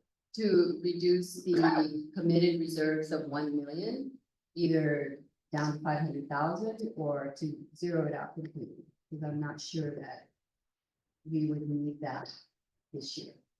Marla, do you have comments on this issue? Could we please go back to slide 15, just for everybody to look at it, because I believe that's what you're talking to, is that correct? CBO deliveries. Yes, Okay, and you're asking to move where it says community funded status reserves right there, the 1 million in the 3 out years? Is yes, that correct? And you're asking to either, your recommendation is either to go down to 500,000 in all 3 years, current year and 2 out, or to go down to 0 in current year and 3 out. Is that correct? correct. Okay. Yeah. Do you have one recommendation for the board? Well, to be conservative, I think 500,000 would be good, because we do fall in and out of basic aid. Okay, We're not sure where we're gonna end up next year, correct. so So that for current year and 2 out, your recommendation is 500,000? 500,000 Okay. would be Okay. 100%, because 1% right now is about 557,000. And we're only short 0.5%, so. Okay, so you'd like to recommend that we reduce current year to 500,000, next year to 500,000, and 2 years out to 500,000 going forward. Yes, that would be my Do recommendation. you have a question on this time? I just want to clarify the purpose of that reserve. It's one program where we can utilize it if I'm talking to it, when we're getting it out of community funded. Yeah, the main reason why we set it up last year was just to be cautious. Our county office of education had given us guidance that when, during first interim, when we received word that we were falling into basic aid, that was not the final allocation. And sure enough, at year end, it was about $2 million short. So that was just based on the uncertainty of where we would end up in property taxes. Trustee Doug Brown, do you have any comments with respect to this specific issue of reducing the 1 million to 500,000? Yeah, I support that change or moving 500,000. Can you hear me okay? Yes, we hear you fine. Okay. I think it's available to us, either place, but it's in keeping with our practice of having 10% and that economic uncertainty. So I support that. And then I probably have a question or comment about the certification as well when we move to that portion. Okay, I'll call you when we get to that. Are there other board member comments about the reduction from 1 million to 500,000? And I think, we can solve that with policy, 10%. So, What you recommend? so I recommend that we do take money out of the community fund so that we reach at least 10%. The 500. Right, I mean, is it just simpler that it's 500, or do we want to take the exact amount that gets us to? I think 500,000 is adequate, yeah, it's approximate. Because again, based on total expenditures, 1% is 557, so that I think it's more than adequate to cover the other 0.5%. Support moving. I support it as well. So do you have any further questions on the board's guidance on this particular issue before we go to overall? No, what I'll do is I'll incorporate it into the second interim report, and there'll be a separate resolution. Okay. So next we'll move on to questions or comments about overall certification for the first interim budget. Trustee Brown, you said you had a question, so we'll start with you. Yeah, thanks, Dan.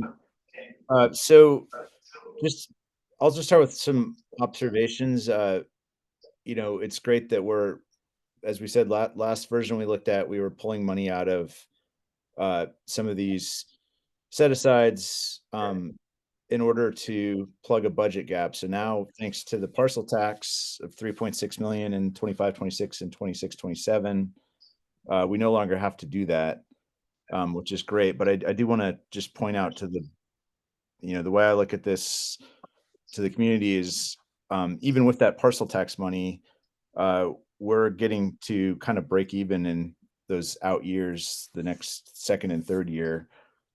So which we're on a sustainable path, which is great, which I think we weren't before because we were using reserve funds to show a positive certification. Now we're able to do it from our ongoing revenues, which is fantastic. But we don't have that many levers to increase revenue, and we've seen that the property tax moving in and out of community funded status is very hard to predict. And even when we get there, it may not be as much money as we think it would be. It's been a little bit notorious that we go in and out and we get guidance from the county, but it does change as the property taxes come in. So that's one of our levers to increase funding. And we don't have any control over it, but based on other districts around us and it's hopeful that we'll get there and that will help. But the parcel tax is already built in here. So just pointing out to everyone that we're basically kind of flat at current projections. So that to the extent that we are able to grant, additional raises and so forth, that will push this into a negative unless it's made up by property taxes, because our enrollment lever is pretty flat. Our demographics show, pretty flat enrollment growth going forward. So that's not really going to be something, unless the state increases funding, that's not something that's going to keep us up, keep increasing our revenues. So I'm definitely supportive of certifying the this first interim as positive, but I just want to caution that I think our work on this financial sustainability has to continue because we haven't solved all our problems. Even with the parcel tax, not that we have problems, but there's not as much runway as probably we all would like on salaries, et cetera, based on what we're seeing here tonight. Thanks, Dan. Yeah. Are there other questions or comments about the first interim budget from other board members? Okay, this is a voting item, so we need to vote. The recommendation is a positive certification for the first interim budget report. Would someone like to move to approve this? Thank you, Lisa, for the motion. Is there a second? Second. Florence seconds. Roll call vote. Trustee Brown. Aye. Trustee Mudd. Trustee Gulon the same. And Trustee Wong. Aye. I vote in favor as well. The motion passes 5-0. Thank you. Thank you, Marie, but we're sticking with you. Item 17B, measure O, budget allocation summary. This is another voting item. Thank you. So this evening, we have an update on our bond projects. We have Mr. Chalonis here this evening to provide an update on where we're at on our projects, the funding that we have left and plans moving forward. So, Mr. Chalonis. Thank you. Good evening, everyone. Kind of warm here. Right? Our suggestion. Okay, thank you. So this evening, we wanted to present a couple things to you. As CBA Delegate said, the budget allocation, overall budget allocation summary for the program. But before I get to that, just a couple of quick notes that hopefully you're getting from our weekly updates. Projects are proceeding well. We are coming to a close on the BIS HVAC project. As you have seen, the contractor has tuned all of the units and we've now sent word to the site that everything except for this building, obviously, is complete. And so if they have issues, then they can now start submitting work orders to Omar and his crew. And they will get to the contractor because everything is still obviously covered in the warranty, but so we're at a point where all the units are functioning, again, except for this building, which is scheduled to finish in a couple of weeks. They ran into some delays because of some additional asbestos that was discovered in the attic mezzanine area. But it's slated to complete and they're doing a great job in terms of sticking with us and tuning the units, etc. Other projects at McKinley, the interior modernization is completing in phases. Makerspace that was renovated has been turned over to the site now, and so we're working with Principal Garcia Fernandez on some additional furniture that she wants to get for that space. Out in the south yard, the play structure is now accessible, and the shade structure that's in the south yard are accessible to the site. So the contractor has reeled back the fencing, and that's working out in the PK building, and they're working away on the construction, the foundation excavations. We're working with Principal Garcia Fernandez on pedestrian traffic controls and getting into some details in terms of safety, some health and safety issues, etc., to help things run smoothly for her and her site. And then other projects, I won't go into detail on all projects, but other projects that are in design of the BIS Building 1, modernization, the BIS admin building, exterior renovation, the McKinley McKinley turf replacement project, etc. So multiple projects that are in various different phases. We're going to have another, in fact, one of the things we'll be discussing at our program management meeting tomorrow is we're going to have another very busy summer, next summer 2025, at multiple sites. So we're going to have to start with us find some good summer program sites where we don't have construction, but we'll be coordinating those efforts in the forthcoming weeks. So in terms of the budget allocation summary, you see the update. So the previous, when we last were before you with an overall update was in May of this year. And as you may recall, and as we attached for your reference to the board exhibits, the overall program had a bottom line surplus of $2.3 million that was not allocated. And we were still carrying the overall program contingency that the board controls of $2.3 million. So we had the $2.3 million contingency plus a surplus of $2.3 million. So what you're seeing before you now is an update based on various different project completions and budget updates for an overall program with a bottom line balance of a surplus of $179,000, just under $180,000. So in a program like this, bottom line zero, we've zeroed out the program essentially. So we believe that that's our obligation. We should really have a program that has a bottom line surplus. We should allocate those dollars and have a plan for how we're going to spend those. And so that's what we're presenting to you this evening is that updated budget allocation summary. So in the interest of brevity, unless you feel otherwise, I'm not going to go through line by line because I try to give you a line by line update for what those updates are. So maybe we can just go to questions on that. Then I also have some some comments on some other things. No, we received it all review before the meeting, so please continue. Great, okay, so that's the overall budget allocation summary that we're asking for approval on this evening, so that's the action that we're looking for. But what we also attached to your exhibits is what we're calling the not yet funded emerging needs, and these are just some things. Some that are not major, but some that are, are some potentially some significant dollars. That are things that have come to our attention and are on our radar. Just because they're things that either maintenance staff has noted or the sites have noted. Or things that we have just not allocated or identified a budget source for. So we're not asking for action on these A through G items, but you see the roster there. Hillside drainage at BIS, a new transformer, for McKinley. That's the district share that's gonna come our way from PG&E, and that's to power up the solar that's at McKinney. That's what that line item is for. Some additional drainage repair at Cooper. This has nothing to do with the previous drainage. That's all working fine. This is over in another area on the hillside behind the large original ball wall.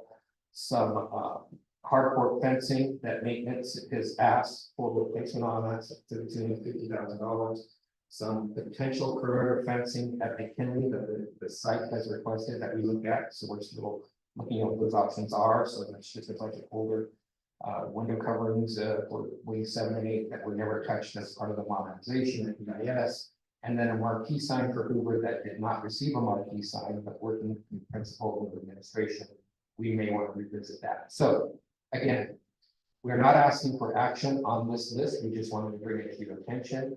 And so our strategy would be to work with CBO Dela Cruz and Superintendent Silversmith to come up with a plan for how we would budget or where we would budget these payment for these items once we get hard and fast proposals of cost for these. So it might be for maintenance, it might be developer fees, etc. If and when it comes to fruition that we need to or want to source these from the bond program, we would of course come back to you permission to do so, whether it's from the remaining unallocated dollars or the contingency program contingency, or as other projects finish out and we realize some savings. So again, yeah, With respect to these items, can you tell us what, if anything, has happened at owners committee level in terms of prioritizing these items? We have discussed them in terms of a listed priority, and I presented that to Dr. Silversmith, but I didn't present that ranking here this evening. Only because I didn't want to just sort of put that out there until we had a chance to vet more legitimate costs on each of these. Doesn't say maybe a way forward, and the board members can comment, I believe Katie and Dell will be on the owners committee, starting forward, it's vet those costs and work at a committee level and then come back to work with Marlon and the board, with a recommendation. Yeah, good call. Yeah, I think that what we can do is, again, we can come up with some possibilities for a funding source from where that might be, take that to the owners committee and then bring that recommendation. Got it. Richard, I think too, we've talked about some of these things are nice to have, but some of these things are often have to have. Correct. So Yeah. we can discuss that. Yeah, as an example, the McKinley PG&E transformer, that's a cost that it's not gonna be a choice. It's just because we don't have the actual defined and final cost as an invoice or a proposal from PG&E. But it's a cost that we're gonna have to incur and pay from somewhere in order to get our solar up and running. Other of these, as Marla mentioned, they are what want to have.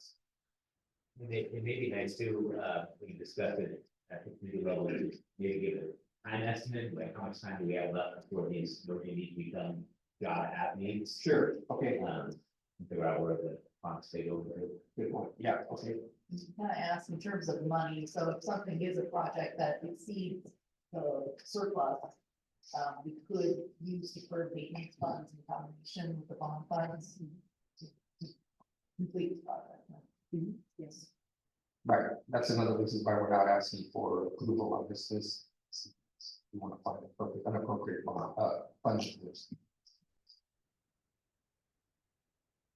There further, further. No, that was really it. So again, we're just asking for action on the current budget allocation summary dated December 2nd, 2024. As presented to you this evening. I just want to say I appreciate the new medallions you put up at all the schools that were in California distinguished I saw. schools. They look Yeah. great. And if you're leaving tonight, as you're leaving, there's a beautiful national one and a state one right outside at the front of PIS. So I appreciate you doing that to honor our schools publicly. Thank you. I think it's a little warmer outside. Doug, I just want to make sure you give you an opportunity, if you have anything to add to this item? No, I do not. Okay, all right, it is a voting item, we're being asked to recommend the revised measure O bond allocation summary. Is there a motion to approve? Thank you, Florence, is there a second? Sarah seconds, thank you, Sarah. Roll call vote. Trustee Mudd. Aye. Trustee Lovely, say. Trustee Long. Trustee Doug Brown. Aye. I vote in favor as well. The motion passes 5-0. I don't know, Doug, you can see Lisa, but she was strange. And she's from Chicago. Oh, yeah. It's hard to see. Thank you, Richard. I always really appreciate it. Thank you. Right, we are moving on to item 18, administration, 18A, employment of district superintendent. The board is looking to take action on the contract employment of Dr. Marlo Silverstein, the district superintendent. It is a voting item to amend the contract. I am quite read language that summarizes it to you, so if you will see if you want to do that, so we all put green. Tonight, the board is considering the approval of an amendment to the employment agreement of District Superintendent Dr. Marlo Silverstein. Copies of the amendment are available here in the auditorium and also are available at the district main office. Where are those copies available? On that back. Right, they are at the back door, as the speaker is pointing out. Thank you. Government Code Section 54953 requires the board, prior to taking final action, provide an oral summary of the recommendation for approval of the salaries or compensation paid in the form of fringe benefits of a local agency executive during the open meeting in which the final action is to be taken. Therefore, I am providing an oral summary of the amendment that is being recommended this evening. First, the superintendent's term of employment will be extended from the current 3-year term to a 4-year term, which will be effective July 1st, 2024 through June 30th, 2028. Second, with respect to compensation, the agreement will be updated to reflect that the superintendent's base salary for the current 24-25 school year is the amount that she actually earns under her current contract, which is $270,416.72. Beginning with the 2025-2026 school year, the superintendent shall no longer receive reimbursement of $500 per month for expenses that are incurred within the scope of employment. Also beginning with the 2025-2026 school year, the superintendent's base salary will be adjusted to $291,151.72. This 3.6% increase that the superintendent is scheduled to earn under her current contract for the 25-26 school year is already incorporated into this amount. All other terms of the compensation provision will remain the same as the current agreement. Third, the district will pay $200,000 term life insurance policy for the duration of the agreements. The current agreement reflects a $50,000 policy. This change is to update the agreement to be consistent with the life insurance policy amount that the district's insurance provider, the San Mateo County Schools Insurance, sets for the position of full-time superintendents. The remainder of the superintendent's employment agreement will remain unchanged. Is there a motion to approve the amendment to the employment agreement between the district and Dr. Silverstein? Make a motion. to the amendment. Lisa moves to approve. Is there a second? I'll second. Florence seconds. Roll call vote. I'll start with trustee Doug Brown, Aye. trustee Mudd. Aye. Trustee Gouin will say. Trustee Wong. Aye. I vote in favor as well. The motion passes 5-0. Thank you.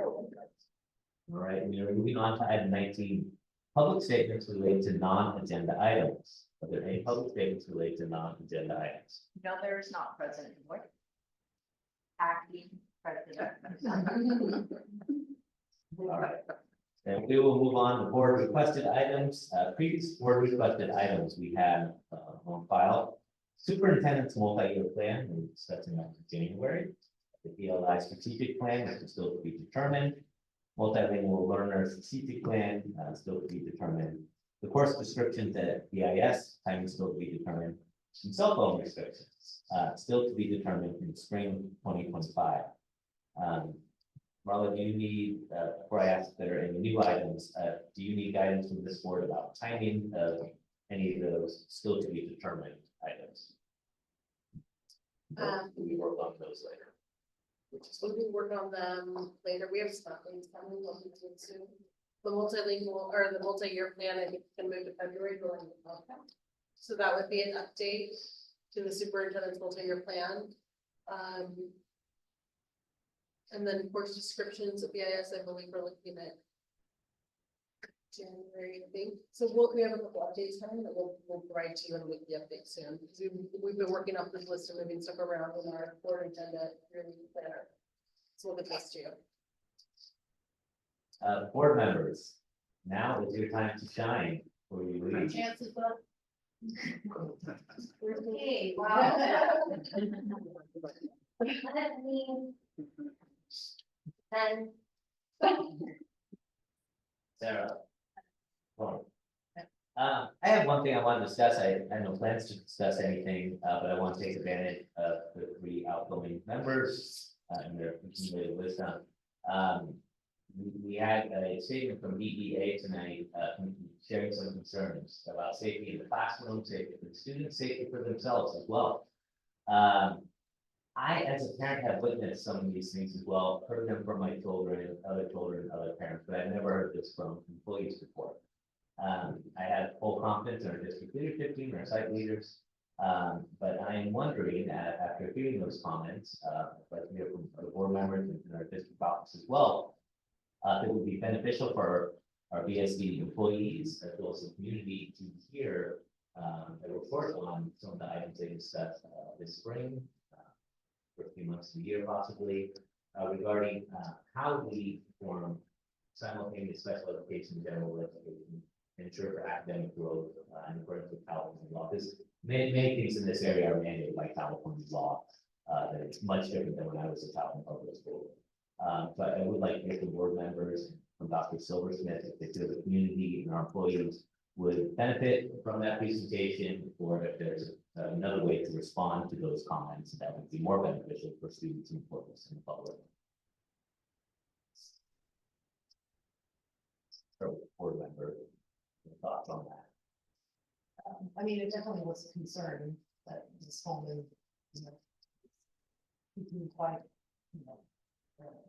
a lot about the problem that she said has been a problem for a few years now, not just now.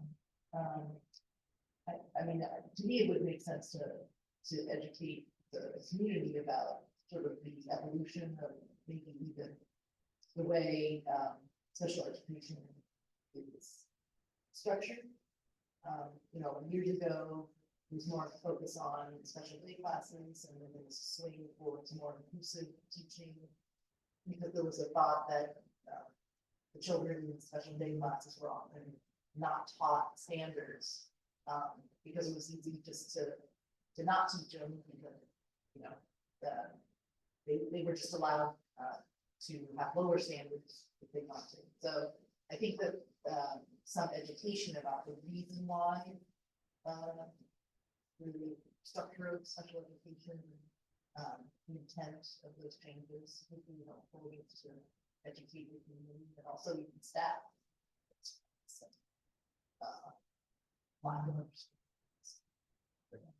But definitely worth also discussing.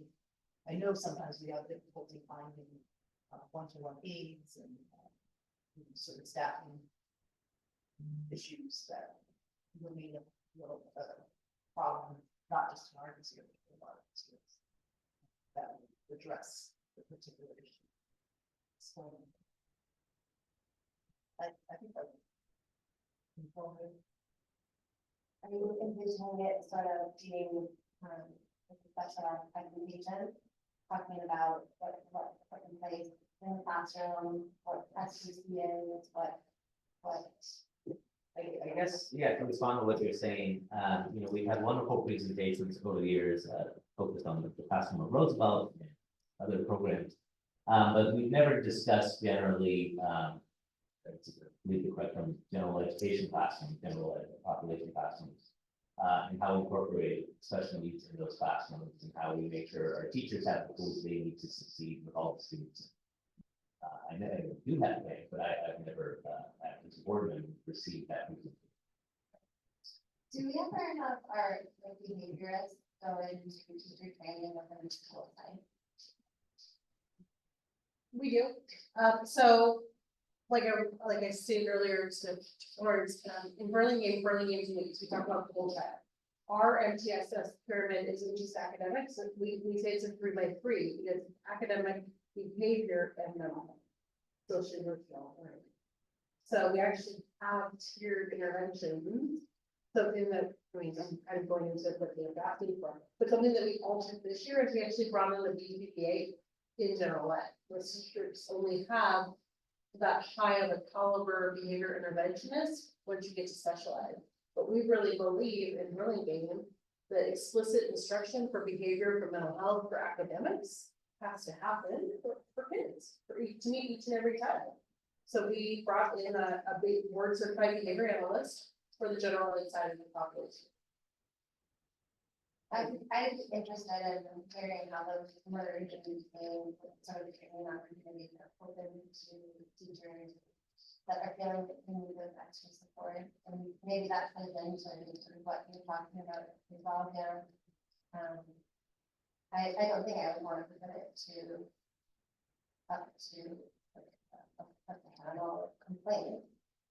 I'd rather have the site, for instance, work with their staff to understand within the fire and work with this office, even if it's part of what support they need. But I think it would be interesting if teachers and staff had an opportunity to share their concerns and what's happening in the classroom and have the expert that we have at the site work with them, do some training, and then come back before.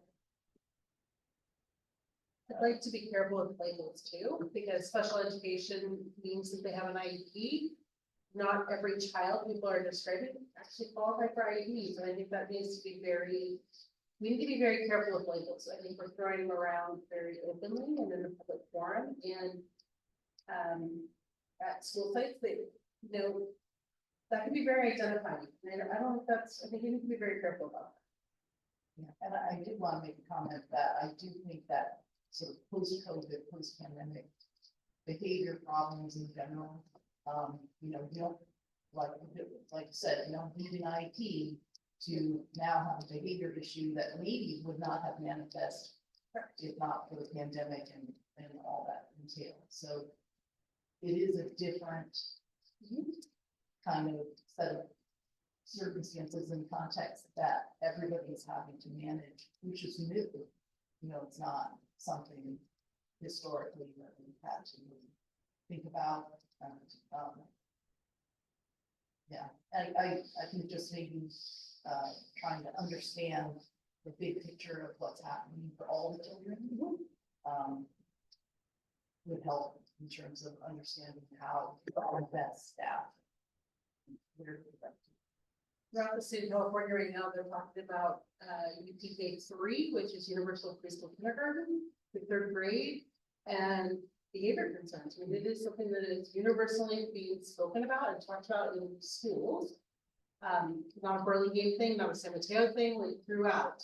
So I think it's something that a lot of people are really researching and looking for answers to, and we're all actively trying to really respond and look to see how we can proactively support it. And so I do think that's thing that's active in our community throughout California.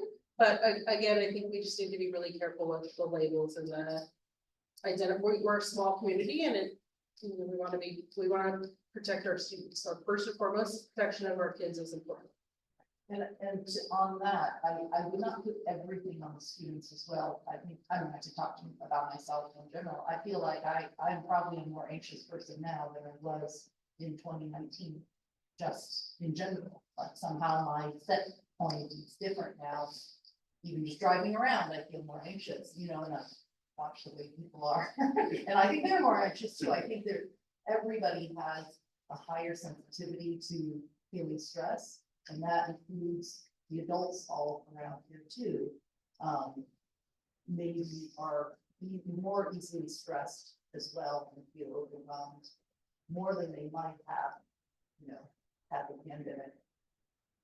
So just all the context, not just the students, it's everybody having to kind of relearn how to do that. And do we do any like DEIS work? So maybe like incorporating some of that. Yeah, absolutely. It's a lot of our tier 1 work, so we can definitely go back and talk about our MTSS pyramids, and maybe that's something that we come back and present on as our multi-tiered systems of supports in our 3x3 pyramid. Well, if you have a recommendation to how I know I started this conversation, I think kind of broadly, but how the board can respond to the comments shared by the teachers in their opening statement today, whether that's a future board action item, or we ask you for guidance, or whether you have a recommendation for how this board, or should this be something we just discussed at another meeting? I guess my question would be, so as a district, we are responding, right? And we're here for the kids and our staff. So I guess I'm trying, are you interested in learning what we're doing with regards to professional learning, how we're supporting our students? What is it that you're looking for in the presentation that you would want us to come back to? I would love to learn more about how we provide an education for all students in the classroom with respect to understanding student safety, behavioral issues, and it gets into staffing as well. I mean, I'm speaking very broadly, I recognize that. Then you can narrow. So before we would like to jump in. But it just seems to me if we invite our union to give a statement, and they make a statement touching on those concerns. I understand we can't react to everything said and we need to vet things. But I would love to move forward with those comments, because I think we have a duty to respond to them to make sure we're providing for our students and staff. And like I said, I have every confidence in our district administration. It could just be get her another say, or we need to say some things publicly and make sure everyone's aware of everything we're already doing. And I would say that it's also an outlet for teachers to be having those conversations too. I think it's right to your meeting. We just have to have one that was scheduled, and the agenda is open. Anyone can add to the agenda. It's drops from every site, and we can't even agenda. No one can do the agenda. So it would be, I think if the teachers want to elevate that conversation and to people with district employees and board members and have a real conversation about it, that's a great avenue for it to take place. And have it to that agenda item and And maybe more appropriate than having a board presentation. Okay. Yeah, that sounds great. That'd be a great place to be able to small conversation. Perfect. Yeah, I would just add too that what we're doing this year with this, this shows kind of where we're at with the work, building a different culture and how people are working with supporting best practices right now. I'm very good to build a different culture and a different perspective about how to deal with all the children in the class. Right? Certainly seems we have more work to do. And I agree with Susan and so Smith that the issues that we talked about today, the labels that were tossed around aren't accurate, and to kind of more education. That's not to say that It's not a difficult situation, because, it's kind of, the work is long. and- But I think we can hearts and minds and do that. Maybe we'll put some- To piggyback on that, assistant superintendent, they are all 7 school sites and the district office have a full team going through that academy with supporting inclusive practices, and each principal was able to handpick teams to go to that and to elicit teams and say who wants to go to it. And I think we had like 40 people in the room last year. Yeah, There was yeah. quite a few. I mean, poor Kathy had to set it up and get lunches and everything else for everybody. And we have another one next week and she had to set it up again. And it's every single manager in the whole district, and then every school site has a team, the district office has a team. And we're joined by our SLPA and by the county office, and we are the first district in California to have every single school site have a team go through this academy. And trustee Wong, yeah, just last time I'm gonna say that. Trustee Wong was our current speaker, and she spoke to it at the last board meeting. And how excited the supporting inclusive practices was that as a district, we chose to go through this together. And we've talked about building our inclusivity and our togetherness. And that's where a lot of these conversations are taking place at the district level, and talking about not othering students, because we don't other them in other ways with other labels. So that was a really big component of last month, and we're meeting again next week too. Consensus. Can I jump in with one comment? I feel like we're starting to discuss something that's not on our agenda. So I'm supportive of however we want to move it forward in terms of if we're adding an item or we're handling it differently, but it feels like we shouldn't go too far in the actual discussion. No, I think it was wrapping up, but thank you, President Brown. Sorry, bad timing there. We're good. No. Right. All right, then. Well, we will move on to item 21, adjournment. Is there a motion to adjourn? I motion to adjourn. Thank you, Laura. Is there a second? I'll second. Lisa seconds, roll call vote. Trustee Brown, All right. trustee Gulam Hussein, vote aye as well. Trustee Mudd, trustee Wong. Aye. Aye, the motion passes 5-0. Meeting adjourned. Thank you, everybody. I didn't say this. Let's say,